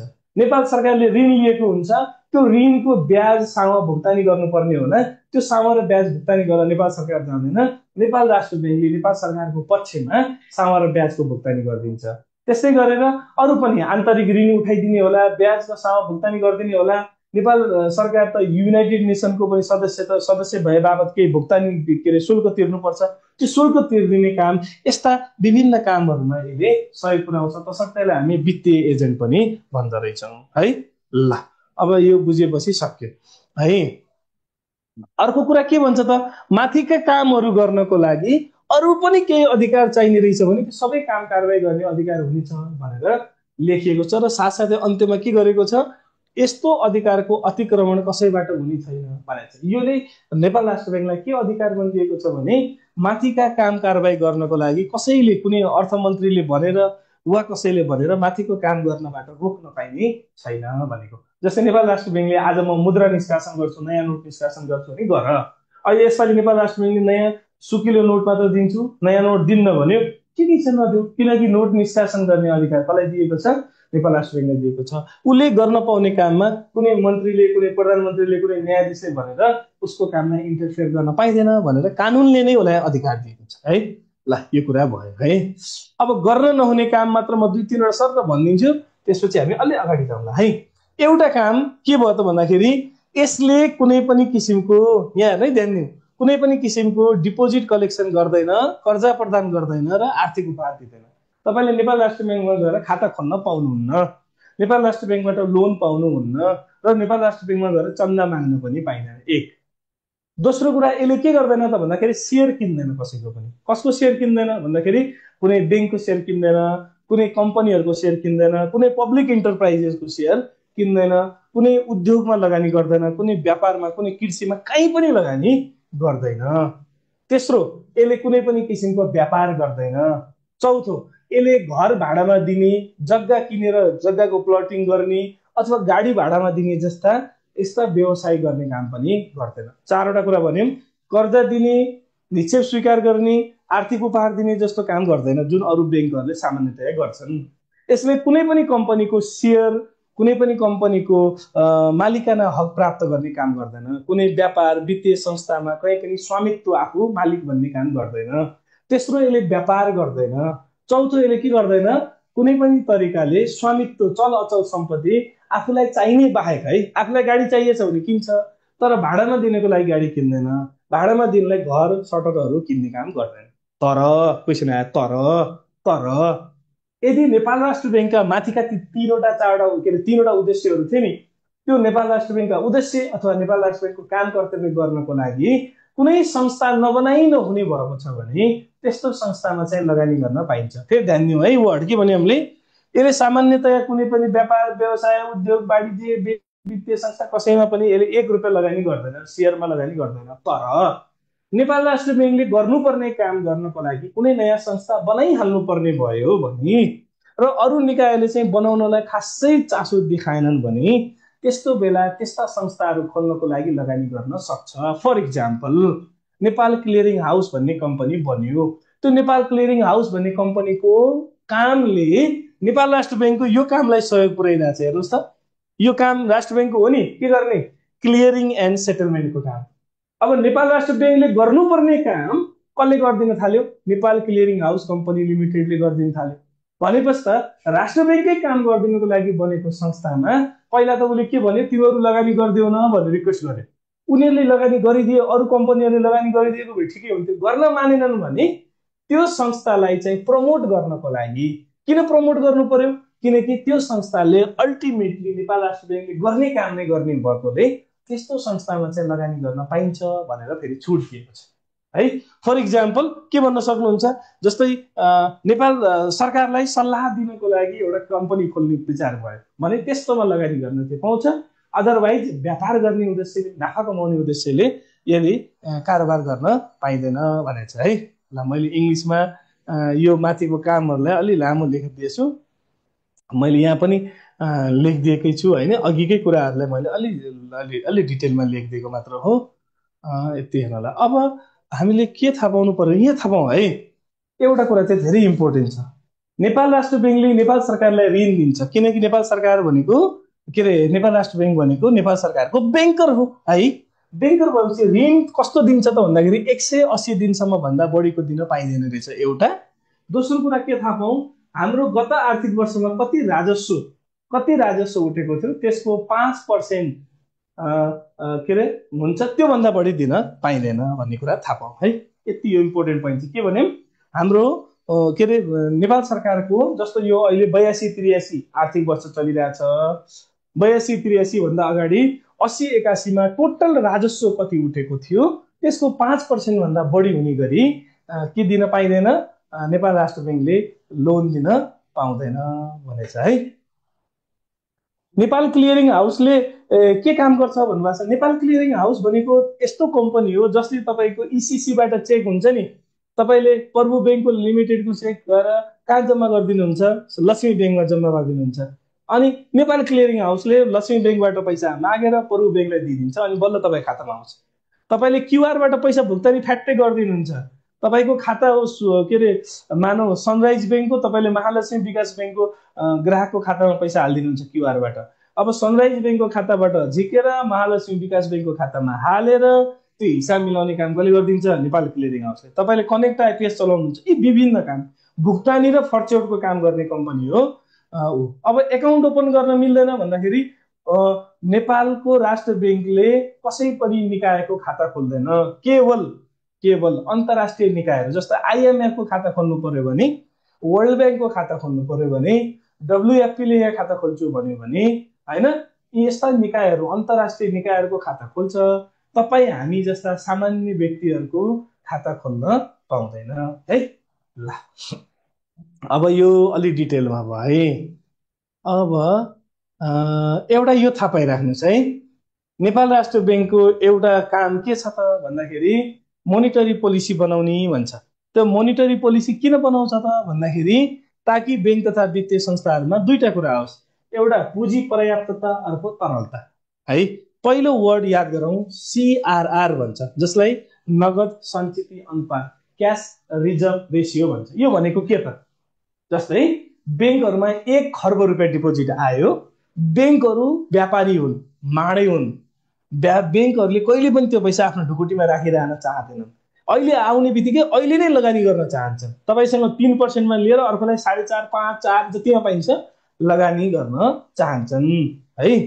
ओके, अब लगानी गर्न त चाहन्छन्, ब्याङ्कले बढी नाफा कमाउनलाई बढी पैसा लगानी गर्न चाहन्छन्, तर राष्ट्र ब्याङ्कलाई के चिन्ता छ, त्यो राखेका डिपोजिटरहरू मध्ये कोही पनि डिपोजिटरको छोरी बिरामी भयो है, छोराको बिहे गर्नुपर्ने भयो, अस्पताल जानु पर्यो, उसको दैनिक दसैँ तिहार मनाउनु पर्यो, पैसा झिक्न आउला। पैसा झिक्न आउँदै गर्दाखेरि ब्याङ्कले आज पैसा छैन, मैले त साउजीलाई दिएको छु, भोलि त्यसबाट म पैसा माग्छु अनि तपाईँलाई दिउँला भनेपछि के हुन्छ, ब्याङ्कप्रतिको विश्वास गुमेर जान्छ। त्यो विश्वास नगुमोस् भनेर लिक्विडिटी मेन्टेन गर भन्नको लागि नेपाल राष्ट्र ब्याङ्कले सीआरआर मेन्टेन गर्न पठाएको हो, एउटा उद्देश्य है। अर्को त उद्देश्य त विविध छन्, मोनिटरी पोलिसीका उद्देश्य त सिम्पल तरिकाले बुझ्नुहोस् भने नेपाल राष्ट्र ब्याङ्कले लिक्विडिटी मेन्टेन गराउन खोज्छ। र त्यो लिक्विडिटीमा के भनेको छ त भन्दाखेरि 4% रकम, 1 खर्ब रुपियाँ डिपोजिट भएको ब्याङ्कले 4% भनेको 4 अर्ब रुपियाँ नेपाल राष्ट्र ब्याङ्कमा राख्नै पर्छ भनेकोलाई क्यास रिजर्भ रेसियो भनेको है। अब एसएलआर भनेको के हो त, यहाँ वर्ड याद दिउँ, एसएलआर स्ट्याट्युटरी भन्छ, फुल फर्म स्ट्याट्युटरी, वैधानिक भनेको कानुनले तोकेको, स्ट्याट्युटरी भनेको कानुनले तोकेको, लिक्विडिटी रेसियो यो भनेको के त भन्दाखेरि ब्याङ्कहरूले सबै पैसा क्यास राखेको खण्डमा उनीहरू त आत्तिन्छन्, ए सर हामीले त ब्याङ्कहरूले के हुन्छ ब्याजमा पैसा उठाएछ, बिमा पनि गर्नु परेछ, गार्डलाई सलाम ठोक्नलाई राख्नु परेछ, अपरेसनल कस्ट कति धेरै छ, अनि राष्ट्र ब्याङ्कमा पैसा थन्काइदियो भने त के हुन्छ त, राष्ट्र ब्याङ्कले त पैसा थन्काएर राखिदिन्छ, उता ग्राहकहरूलाई भुक्तानी गर्नुपर्छ, ब्याङ्कहरूले आत्तिए। अनि ब्याङ्कहरूले के भने हामी लिक्विड क्यास त राख्छौँ तर हामीलाई अलिकति केही आम्दानीको स्रोतहरू दिनु नभन्यो कि। अनि राष्ट्र ब्याङ्कले के भन्यो त, त्यसो भए नेपाल सरकारले जारी गर्ने ऋणपत्र वा नेपाल राष्ट्र ब्याङ्कले जारी गर्ने ऋणपत्रमा लगानी गर्न पाउने रकमलाई स्ट्याट्युटरी लिक्विडिटी रेसियो भन्यो। किन लिक्विडिटी रेसियो भन्यो भन्दाखेरि नेपाल सरकारको ऋणपत्र वा राष्ट्र ब्याङ्कका ऋणपत्रहरू तुरुन्तै बिक्री गर्न सकिन्छ, तुरुन्तै लिक्विड क्यासमा कन्भर्ट गर्न सकिन्छ। त्यसैले के गर्यो त भन्दाखेरि तिमीले टोटलमा 12% रकम चाहिँ एकदम हाई लिक्विड पैसा राख। त्यो एसएलआर भित्र सीआरआरलाई पनि गणना गरिन्छ। तसर्थ 4% सिआरआर भएर बाँकी एसआरआर 8% भए पनि हुन्छ, पुरै 12 का 12 सिआरआर भए पनि हुन्छ, तर एसएलआर भनेको यो सहितको बाँकी हो। सिआरआर प्लस राष्ट्र बैंक वा नेपाल सरकारको ऋण पत्रमा लगानी गरेको रकम कति हुनु पर्यो? टोटल डिपोजिटको 12% ए क्लासको बैंकको लागि र बी र सी क्लासको बैंकको लागि 10% हुनु पर्यो। यसको मिनिङ के त भन्दाखेरि 1 खर्ब रुपियाँ कुनै बैंकको प्रभु बैंकको डिपोजिट छ भने 12 अर्ब रुपियाँ चाहिँ एसएलआर हुनु पर्यो। त्यो 12 अर्ब भित्र कम्तीमा 4 अर्ब चाहिँ सिआरआर हुनु पर्यो। तर 12 का 12 सिआरआर भए ओके, झनै राम्रो। होइन भने पनि 4% चाहिँ सिआरआर भएर बाँकी 8 अरब चाहिँ के हुन पाइयो? राष्ट्र बैंकमा वा नेपाल सरकारका ऋण पत्रमा लगानी गरेको रकम भए पनि हुने भयो, तर कम्तीमा 12% एसएलआर, त्यो एसएलआर भित्र पनि कम्तीमा 4% के हुनु पर्यो? सिआरआर हुनु पर्यो भनेको है। अर्को सिडी रेसियो भनेको, सिडी रेसियो भनेको बैंकहरूले आफूसँग भएको डिपोजिटको कतिसम्म लगानी गर्न पाउँछन् भने, जस्तो 90% भनेपछि 1 खर्ब डिपोजिट भएको बैंकले 90 अर्बसम्म मात्रै कर्जा लगानी गर्न पाइन्छ भनेको है। ल, यो सिडी रेसियो पनि मेन्टेन गर्ने कुरा आयो। ओके, अब हामी एन्सर क्वेसनमा जाउँ, त्यसपछि अर्को पनि पढ्नु छ। ल, यसपालि के गरौँ त भन्दाखेरि सबैले पहिला क्वेसन र कपीमा एन्सर लेखौँ र एन्सर लेख्दै गर्दाखेरि त्यही गरौँ। नोट छाप्ने प्रक्रिया भनिदिनु पर्यो भन्नुभएको छ है। नोट छाप्ने प्रक्रिया सिम्पल बुझौँ। नेपाल सरकारले नोट छाप्नको लागि दुईवटा कुरा गर्छ।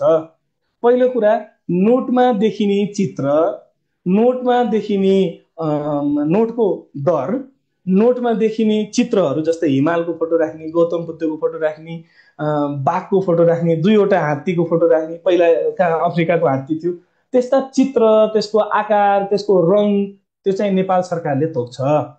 नेपाल सरकारले तोक्न सक्छ है, तोक्छ भन्ने होइन, नेपाल सरकारले तोक्न सक्छ। तर नोटभित्र हुने सुरक्षा, जस्तो त्यो कागज, त्यो भित्र यस्तो भित्र एनआरबी लेखेको पाइन्छ, नोटलाई यस्तो लाइटले फाल्यो भने पछाडि एनआरबी लेखेको आउँछ होइन, त्यो नोटको सेक्युरिटीका कुराहरू, नोटभित्र नदेखिने कुराहरू कसले गरिदिन्छ त भन्दाखेरि नेपाल राष्ट्र बैंकको सञ्चालक समितिले थाल्छ। दुईटा निकायले थाहा पाउनु भयो। नेपाल सरकारले रङ छान्न पाउँछ, के अरे दर छान्न पाउँछ, त्योमा देखिने चित्रहरू छान्न पाउँछ, तर त्यो सेक्युरिटी फिचर्सका कुराहरू नेपाल राष्ट्र बैंकको सञ्चालक समितिले छान्छ। एक, अब नेपाल राष्ट्र बैंकले नोट छाप्नको लागि कम्तीमा, यो वर्ड याद गरौँ है, कम्तीमा 50% रकम, कम्तीमा 50%, जस्तै 1000 को नोट छाप्नु पर्यो भने कम्तीमा 500 रुपियाँ चाहिँ सुन, चाँदी वा विदेशी मुद्रा जस्ता बहुमूल्य कुराहरू धरोटी राखेको हुनुपर्छ।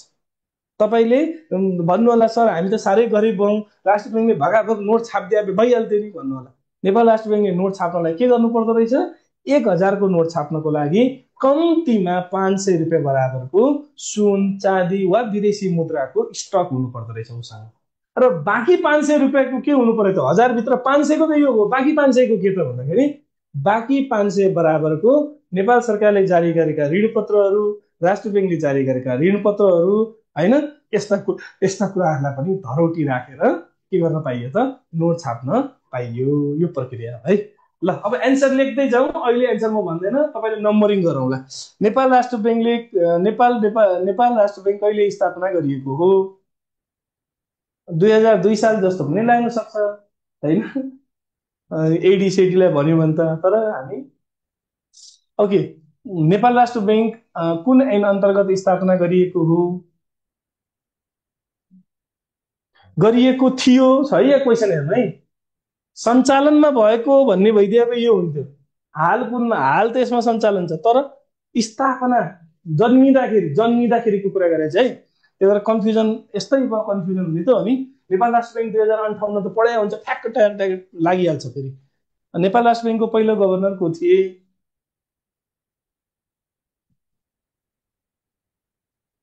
नेपाल राष्ट्र बैंकको अघिल्लो कार्यकारी गभर्नर को थिए भन्छ। अघिल्लो भनेको छ है, यहाँ ध्यान दिउँ।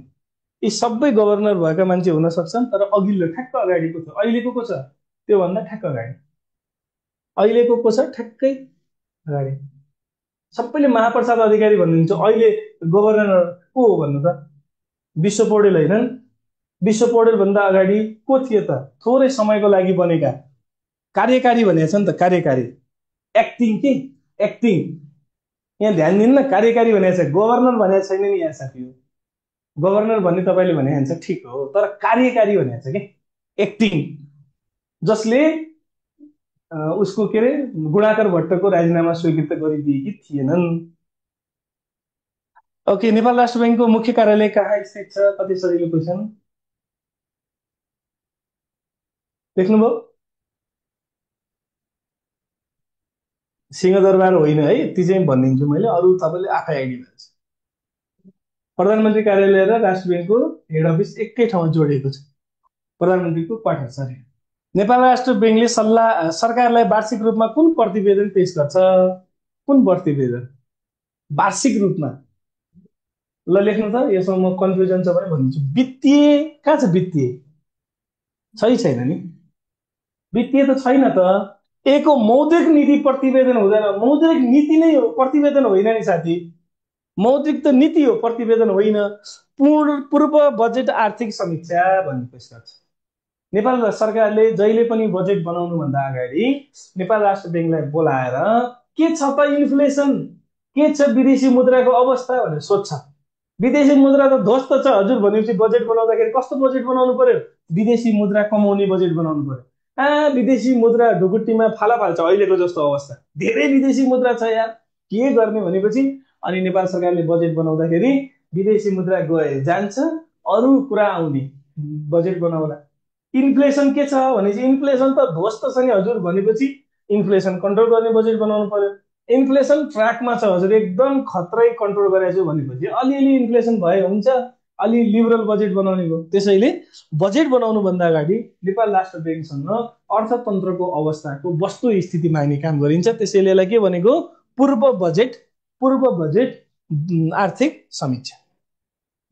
ल, नेपाल राष्ट्र बैङ्क कुन वर्षदेखि मौद्रिक नीति बनाउन सुरु गरेको हो? गेस गर्नु त, गेसै गरेर लेख्ने हो, मैले अघि भनिनँ, लेखाइदिनु पर्ने थियो। कतिले गेस गर्नुहुन्छ? B number, C number, 59 B, B फेरि सी आयो, सी धेरै आयो। यसलाई भनिन्छ 59-60 भनेपछि कतिमा पर्यो? 59-60, 59-60 आर्थिक वर्ष 59-60, आर्थिक वर्ष 59-60 है। ओके, नेपाल राष्ट्र बैङ्कले सरकारी धितोपत्र बिक्री गर्छ। बिक्री गर्दाखेरि ऊ कसको प्रतिनिधि भएर बिक्री गर्छ त? अघि हामीले एजेन्टको काम गर्छ भनेको थियो नि, कसको एजेन्ट हुन्छ त? ल, अनि एनआरबीको स्थापना हुनु अघिसम्म नेपालमा प्रचलित मुख्य मुद्रा के थियो? नेपालमा कुन पैसा बढी चल्थ्यो? सो भन्नै परेन होइन। नेपाल राष्ट्र बैङ्कको पहिलो खाता कहाँ खोलिएको थियो? त्यो पनि मैले अघि सुरुमा भनेको थिएँ, स्टेट बैङ्क अफ इन्डिया। ठिक छ। नेपाल राष्ट्र बैङ्कले विदेशी विनिमय सञ्चित व्यवस्थापन गर्ने अधिकार कुन ऐन अनुसार प्राप्त भएको थियो? ओहो, यो मिस्टेक भयो यहाँ, 2020 भयो साथी। यो विदेशी विनिमय नियमन ऐन 2019 बनाउनु त। I'm so sorry for this, मैले अघिदेखि 19 भने आफूले टाइप गर्दाखेरि खै के भयो। यो बनाउनु त 2019 बनाउनु त यसलाई है। ओके, पहिलो पटक नेपाल राष्ट्र बैङ्कले कति रुपियाँको नोट जारी गरेको थियो? ल लेख्नुहोस्, कति होला? सबैले गेस गर्नु त, पहिलो नोट कति हुन्छ? सजिलो छ नि याद गर्न होइन। पक्कै पनि नोट बनाउँदाखेरि सुरुवात हो मनिष थापाजीले, यो कहिले काहीँ गेस पनि गर्नुपर्छ। 5 रुपियाँ होला र? 1, 5, 10, 100, भेरी गुड। एकलाई भनौँ है, यसमा बेस्ट एन्सर छान्ने हो। नेपाल राष्ट्र बैङ्क कुन वर्षमा आइएमएफ र विश्व बैङ्कको सदस्य बन्यो? अघि हामीले लास्टमा त्यो पनि भनेको थियौँ। ओके, लेख्नु, एन्सर लास्टमा आउँछ। नेपाली मुद्राको पहिलो नोट कहिले जारी भएको थियो? अघि पनि यो कुरा भएको थियो। अब इङ्ग्लिसमा आयो फेरि डेट होइन, नेपालीमा लेखिदिनु पर्ने थियो। तपाईँले 2016 साललाई 1960 भन्नुपर्छ क्या? 1960 है, 2016 साल हो। 2016 साललाई अङ्ग्रेजीमा 1960 भन्ने है। बैङ्क तथा वित्तीय संस्थाको नियमन गर्ने प्रमुख निकाय कुन हो? बैंक तथा वित्तीय संस्थालाई कसले चाहिँ रेगुलेसन गर्छ? नेपाल सरकारले गर्छ, उद्योग मन्त्रालयले गर्छ, राजस्व विभागले, नेपाल राष्ट्र बैंकले, कसले गर्छ? ल, सिआरआर कति हुनुपर्छ भनेर सोधेको छ। सबैको लागि सिआरआर सबै बैंकको लागि एउटै हुन्छ, 4%। नेपाल एसियन क्लियरिङ युनियनको संस्थापक के अरे सदस्य बन्यो भन्छ कुन वर्षमा भनेर सोधेको छ। यो पनि अहिलेलाई छोडिदिनुहोस्, लास्टमा हेरौँला एन्सरमा है। एसियन, त्यसपछि नेपाल राष्ट्र बैंकले विदेशी ऋण लिनु अघि सरकारलाई के गर्न भनिएको छ? नेपाल राष्ट्र बैंकले विदेशी ऋण लिनुलाई के अरे यसमा नेपाल राष्ट्र बैंकले नेपाल सरकारले विदेशसँग ऋण लिनुलाई अगाडि पछाडि हुनु पर्थ्यो। नेपाल सरकारले विदेशबाट ऋण लिनुभन्दा अगाडि राष्ट्र बैंकसँग के गर्नुपर्छ भन्दाखेरि यहाँ मध्ये राष्ट्र बैंकसँग परामर्श गर्नुपर्छ भन्ने एन्सर आयो है। ओके, राष्ट्र बैंकले कति प्रतिशत ओभरड्राफ्ट सरकारलाई दिन सक्दछ? अघि हामीले भनेको थियौँ गत सालको बजेटको बढीमा कति प्रतिशत? 5% होइन। अनि आइएफसी भन्ने संगठन कुनसँग रिलेटेड हो? यो मध्ये कसँग रिलेटेड छ भनेर आइएफसी भन्ने पढ्नु भएको छ? आइएफसी भनेको वर्ल्ड बैंकसँग रिलेटेड, वर्ल्ड बैंकका 5वटा ऊ छन् त्यो मध्ये। ल, अब यो 21 नम्बरको कलमको ए सँग बी सँग लगाउनु त यो मध्ये कुन एन्सर हुन्छ भने चाँडो गर्नुहोस्, त्यसपछि सानो अर्को युनिट पनि पढ्नु छ, 15 भइहाल्यो। अनि अलिक क्विक गर्नु त। नेपाल राष्ट्र बैंकको स्थापना कहिले भएको हो? पहिलो गभर्नर कुन हो? मुख्य कार्यालय कहाँ छ? एनआरबी को स्थापना कुन ऐन अन्तर्गत भएको? सजिलो छ। त्यसपछि यसमा जानु त, सिआरआर एसएलआर कति छ? ओभरड्राफ्ट सीमा कति हुन्छ? आइएमएफ को सदस्यता प्राप्त। अब हेर्नु है, कहिलेकाहीँ यहाँ दिएको एन्सर यहाँ पनि काम लागिहाल्छ अघिकोमा है। ओके, अब एन्सरहरू भिडाउनु त। तपाईँको कतिवटा राइट भयो? ल, कतिवटा राइट भयो र कतिवटा रङ भयो? अलिक क्विक गरौँ है साथी हो। 1 को 2 को हेर्दै जाउँ, आफ्नो कतिवटा राइट भयो हेर्नु त। 3 को यो तपाईँलाई ऊ पनि आइहाल्छ है। 4 को हेर्दै जानु एन्सर कतिवटा राइट भयो। 5 को 6 हेर्नुहोस्, 7 8 9 10 11 को यो 2019 हो है, यो 20 भएको छ। 12 को हेर्नुहोस्, 13 14 को एन्सर, 15 16 17 18 19 सबै राइट भयो र? सबै राइट त त्यत्तिकै नहोला यार, खालि नलेखिकन सबै राइट भनिदिनु भएको छ। मलाई विश्वासै छैन, तपाईँले गर्नै भएन भन्छु म त्यस्तो।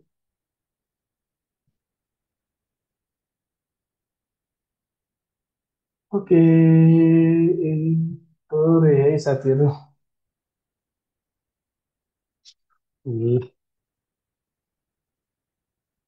अब म तपाईँलाई भोलिलाई पनि हुने गरी थोरै अलिकति स्टार्ट गरेर जान चाहन्छु है। थोरै 10 मिनट मात्र, तपाईँ नातिनु होला, सर यतै आइसक्नु भएको छ, तर यु विल वेट। ओके, अब हामीलाई के थाहा भयो? बैंकहरूको लागि जसरी बैंक तथा वित्तीय संस्थालाई नियमन गर्नको लागि नेपाल राष्ट्र बैंक हुन्छ, त्यस्तै बीमा संस्थानलाई नियमन गर्नको लागि बनेको निकाय हो नेपाल इन्सुरेन्स अथोरिटी। यसको अध्यक्ष संयोगले अहिले मेरै गाउँको एउटा भाइ भएको छ र त्यो भाइलाई चाहिँ निकालिएको पनि छ नक्कली डकुमेन्ट पेश गर्यो भनेर। फेरि त्यो भाइ पनि साह्रै ज्यात्रो छ, अदालत गएर मै हुनु पाउनुपर्छ भनेर फेरि आएको छ। अहिलेको अर्थमन्त्रीले त्यसलाई हाजिर गर्न नदिनु पनि भनिएको छ। फेरि त्यो पनि ज्यात्रो छ, के अरे न्यायाधीशको चिठी लगेर गएको छ, मलाई हाजिर किन नदिने भनेर गएको छ। भर्खरको केटो छ, 32-33 वर्षको। अब अनुभवको डकुमेन्ट फर्जी बनायो भन्छ, वाटेभर है। तर तपाईँले अहिले उसको के अरे यसको उसमा वेबसाइटमा हेर्नुभयो भने त्यसको नाम छैन, अर्कै व्यक्तिको नाम छ, तर भूतपूर्वमा उसको नाम छ है, शरद ओझा भन्ने मान्छे। अब हामीले के थाहा पाऊँ भन्दाखेरि के गर्छ भन्ने कुरा थाहा पाऊँ। त्यसको लागि पहिला नियमन भने अघि वर्ड बुझिसक्नुभयो नि, कुनै पनि संस्थाको लागि रुल्सहरू बनाउने रेगुलेसन बनाउने कामलाई हामी नियमन गर्ने भन्दो रहेछौँ। नियमन गर्ने तीनवटा तरिकाहरू सामान्यतया देखिन्छ है। एउटालाई भन्छ विकेन्द्रीकृत नियमन। विकेन्द्रीकृत नियमन भनेको जस्तै सुदूरपश्चिम प्रदेशको लागि त्यहाँको बिमाहरूलाई नियमन गर्नको लागि अलग्गै बनाउने, गण्डकी प्रदेशको लागि अलग्गै बनाउने, अनि कोशी प्रदेशको लागि अलग्गै बनाउने, जतिवटा साना साना निकाय छन् ती सबै निकायमा फरक फरक तरिकाले रेगुलेसन गर्ने कामलाई विकेन्द्रीकृत नियम भनिन्छ, जुन चाहिँ अमेरिका र क्यानाडा जस्ता ठुल्ठुला देशहरूमा लागू हुन्छ। एउटा के भनिन्छ त भन्दाखेरि केन्द्रीकृत नियमन भनिन्छ। त्यो केन्द्रीकृत नियमन भनेको देशभरि एउटै किसिमको नियमन हुने, जस्तो भारत, बङ्गलादेश, पाकिस्तान हाम्रोमा पनि एउटै हुन्छ। सुदूरपश्चिमको बिमा कम्पनी र कोशी प्रदेशको बिमा कम्पनीले फरक फरक तरिकाले काम गर्दैनन्। ओके, जागृतिजीले भन्नुभएको डिसेन्ट्रलाइजेसन र सेन्ट्रलाइजेसन है, इङ्ग्लिसमा पनि छ यो। ओके, अब अर्को नियमन गर्ने तरिका के भन्दाखेरि एउटा के हुन्छ त भन्दाखेरि बैंक, वित्तीय संस्था, सेक्युरिटी मार्केट सबैलाई नियमन गर्नलाई एउटै कुरा बन्छ भने त्यस्तालाई हामी के भन्दो रहेछौँ, बहुआयामिक अथवा बहुनियमन भन्छौँ। कि एउटै नियमन गर्ने निकायले पुँजी बजारलाई पनि नियमन गर्छ, बैंकलाई पनि नियमन गर्छ, बैंकहरूलाई पनि नियमन गर्छ। जस्तै स्विजरल्यान्ड, बेलायत, चीनमा हुँदो रहेछ। कतिपय देशमा के हुन्छ, बिमालाई नियमन गर्नलाई बिमा प्राधिकरण भए जस्तै, बैंकहरूलाई नियमन गर्नलाई राष्ट्र बैंक भए जस्तै, अनि सेक्युरिटी मार्केटलाई नियमन गर्नलाई सेवन भए जस्तै हुन्छ। त्यसलाई हामी कस्तो तरिकाले भनौँ, फरक फरक नियम के अरे निकायले गर्ने भन्छ होइन। हामी यसलाई बहुक्षेत्र नियमन गर्ने देश भन्दैनौँ, बहुक्षेत्र नगर्ने है।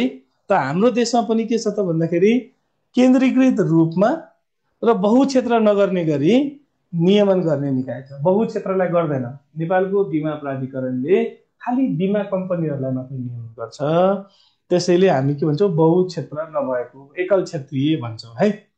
ओके, अब यसले कसलाई कसलाई नियमन गर्छ त भन्दाखेरि बीमक र पुनर्बीमक भन्छ कि बिमा कम्पनी र पुनर्बीमा कम्पनीहरूलाई नियमन गर्छ। जस्तै हिमालयन रिइन्सुरेन्सको सेयर जारी भइरहेको थियो, त्यसलाई रोकिदियो भन्ने कुरा गर्यो। नेपाल रिइन्सुरेन्स कम्पनी जस्ता कम्पनीहरू र अरू लाइफ इन्सुरेन्स र नन लाइफ इन्सुरेन्स जति छन् ती सबैलाई नियमन गर्ने काम यो बिमा प्राधिकरणको रहेछ। अर्को यसले कसलाई गर्छ त, बिमा अभिकर्ताहरू, एजेन्टहरू हुन्छन् नि, तपाईँ बिमा गर्नु र डबल पैसा पाउनुहुन्छ भनेर ठकाउन आउने ती एजेन्टहरूलाई पनि यसले नै नियमन गर्छ। अर्को बिमा सर्वेयर भन्छ। जस्तो हिल्टन होटल आग लागि भयो, त्यो आग लागेको क्षति कति भयो भनेर त्यो साउलाई सोध्यो भने त 10 अर्ब भयो भन्छ। तपाईँ हामीलाई जेनजीमा जसले चाहिँ आन्दोलन गर्न गएको थियो, जाबो 1-1.5 अरब त डुब्यो हो भन्ला। एक्ज्याक्टली एउटा निष्पक्ष मान्छेले के गर्नु पर्यो होइन, एकदम निष्पक्ष मान्छेले मूल्याङ्कन गर्ने मान्छेलाई हामी सर्वेयर भन्छौँ। सर्वेयर है, बिमा सर्वेयर। अब बिमा दलाल भनेको को त भन्दाखेरि बिमा सेवालाई मध्यस्थकर्ता गर्ने निकायहरू। जस्तै पहिला पहिला बैंकहरूले गर्थे। बैंकहरूले के गर्थे त भन्दाखेरि इन्सुरेन्स गराइदिए बापत कमिसन माग्ने। जस्तै त मैले तपाईँको घरमा गएर तपाईँलाई घर कर्जा दिएँ, घर कर्जा दिँदै गर्दाखेरि घरको इन्सुरेन्स पनि गराइदिएँ, इन्सुरेन्स गराइदिए बापत मैले जुन कमिसन पाउँछु त्यस्तो काम गर्नेलाई हामी बिमा पुल अथवा बिमा दलाल भन्छौँ। र लास्टमा चाहिँ कसलाई पनि यसले अनुगमन के अरे रेगुलेसन गर्दो रहेछ, जो मान्छेले साँच्चीकै बिमा गरेको छ तिनीहरूलाई पनि अनुगमन गर्दो रहेछ। त यहाँ को पर्यो त भन्ने कुराहरू यहाँ लेखेको छ है। अब हामी थोरै 5 मिनट मात्र है। नेपालको बिमा प्राधिकरणको स्थापना गर्नको लागि एउटा कानुन बनेको रहेछ। जसरी नेपाल राष्ट्र बैंक ऐन 2012 आएर राष्ट्र बैंक बन्यो, नेपाल बिमा प्राधिकरण अथवा नेपाल इन्सुरेन्स अथोरिटी बन्नको लागि बनेको ऐनको नाम हो बिमा ऐन 2079। याद गरौँ के, बिमा ऐन 2079। यसको नाम पहिला के थियो त भन्दाखेरि बिमा समिति थियो। यो बिमा प्राधिकरणको नाम बिमा समिति थियो, जसको स्थापना 2026 मा भइसकेको थियो है। बिमा समिति थियो जसको स्थापना 2026 मा भइसकेको थियो। त्यसैले हामीले बिमा ऐन 2079 आएपछि त्यसको नाम परिवर्तन गरेर के गर्दियौं त, नेपाल बिमा प्राधिकरण भनेर बनायौं। कहिले 2079 कार्तिकको 22 गते है। ल, यसको मुख्य उद्देश्य के हो त भन्दाखेरि बिमा कम्पनीहरूलाई, बिमा दलालहरूलाई नियमन गर्ने, तिनीहरूको सुपरभिजन गर्ने, अनि त्यसपछि अर्को मेन चाहिँ बिमितहरूको हक अधिकारको संरक्षण र अधिकारहरूको हितको संरक्षण गर्ने भन्ने है।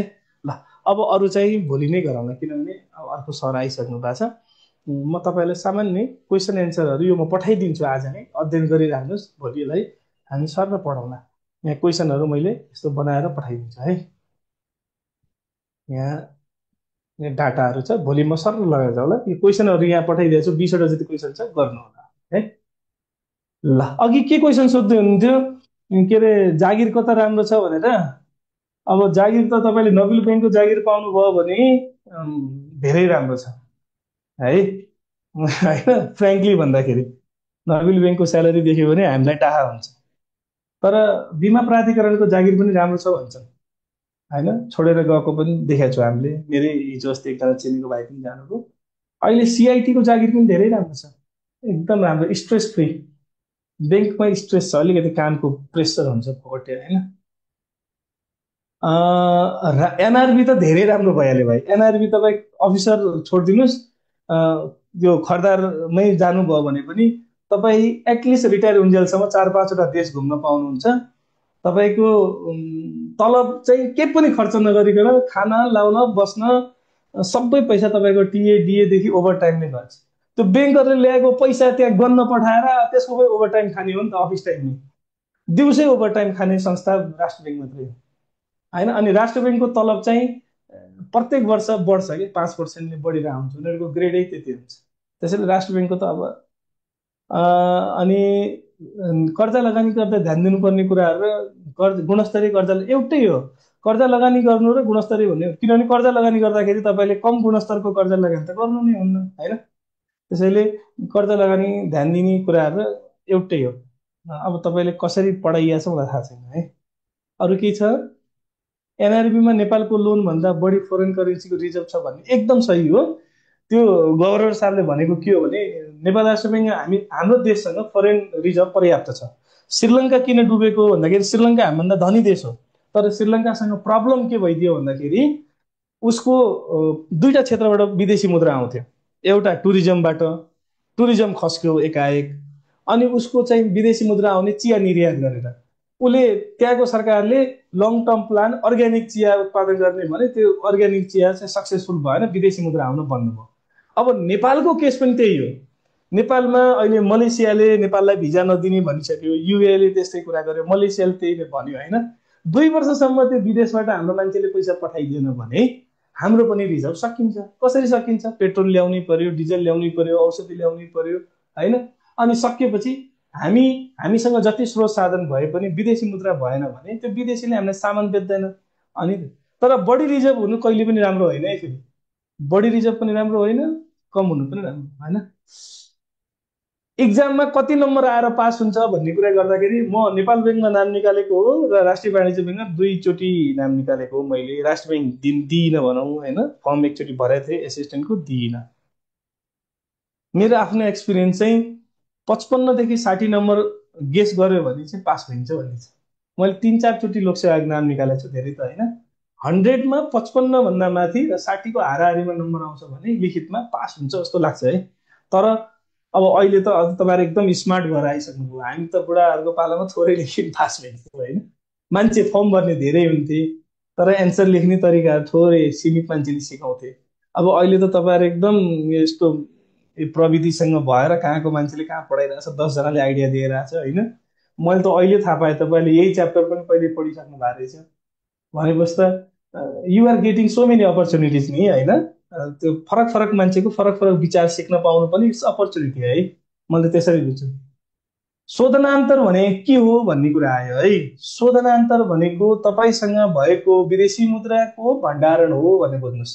शोधनान्तर प्लस भनेको विदेशी मुद्रा प्लस छ, शोधनान्तर माइनस छ भनेको शोधनान्तर हामीसँग तिर्नुपर्ने विदेशी मुद्रा छैन भन्ने बुझ्नु है। शोधनान्तर त्यो हो। ल साधारण।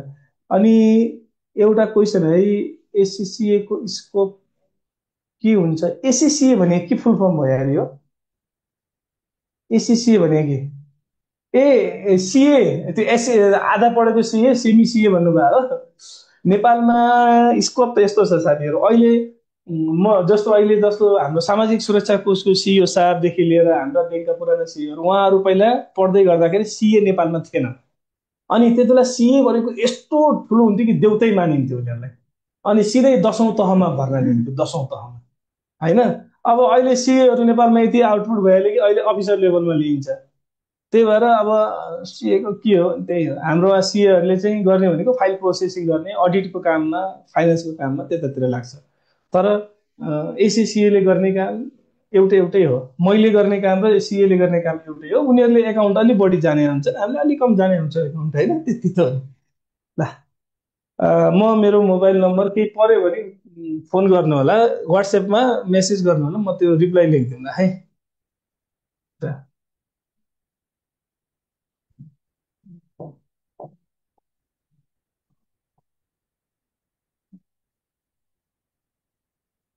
ल, थ्याङ्क यू।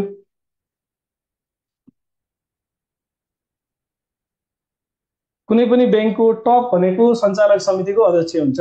सञ्चालक समितिको अन्डरमा सिइओ साहब हुन्छ है। सबभन्दा ठुलो सञ्चालक समिति नै हो, किनकि सञ्चालक समितिले सिइओलाई नियुक्ति गर्न पाउँछ। ल, भोलि गरौँला अब। भोलि यसलाई पनि सिद्ध्याएर अर्को पनि सिद्ध्याएर अनि एकाउन्टिङ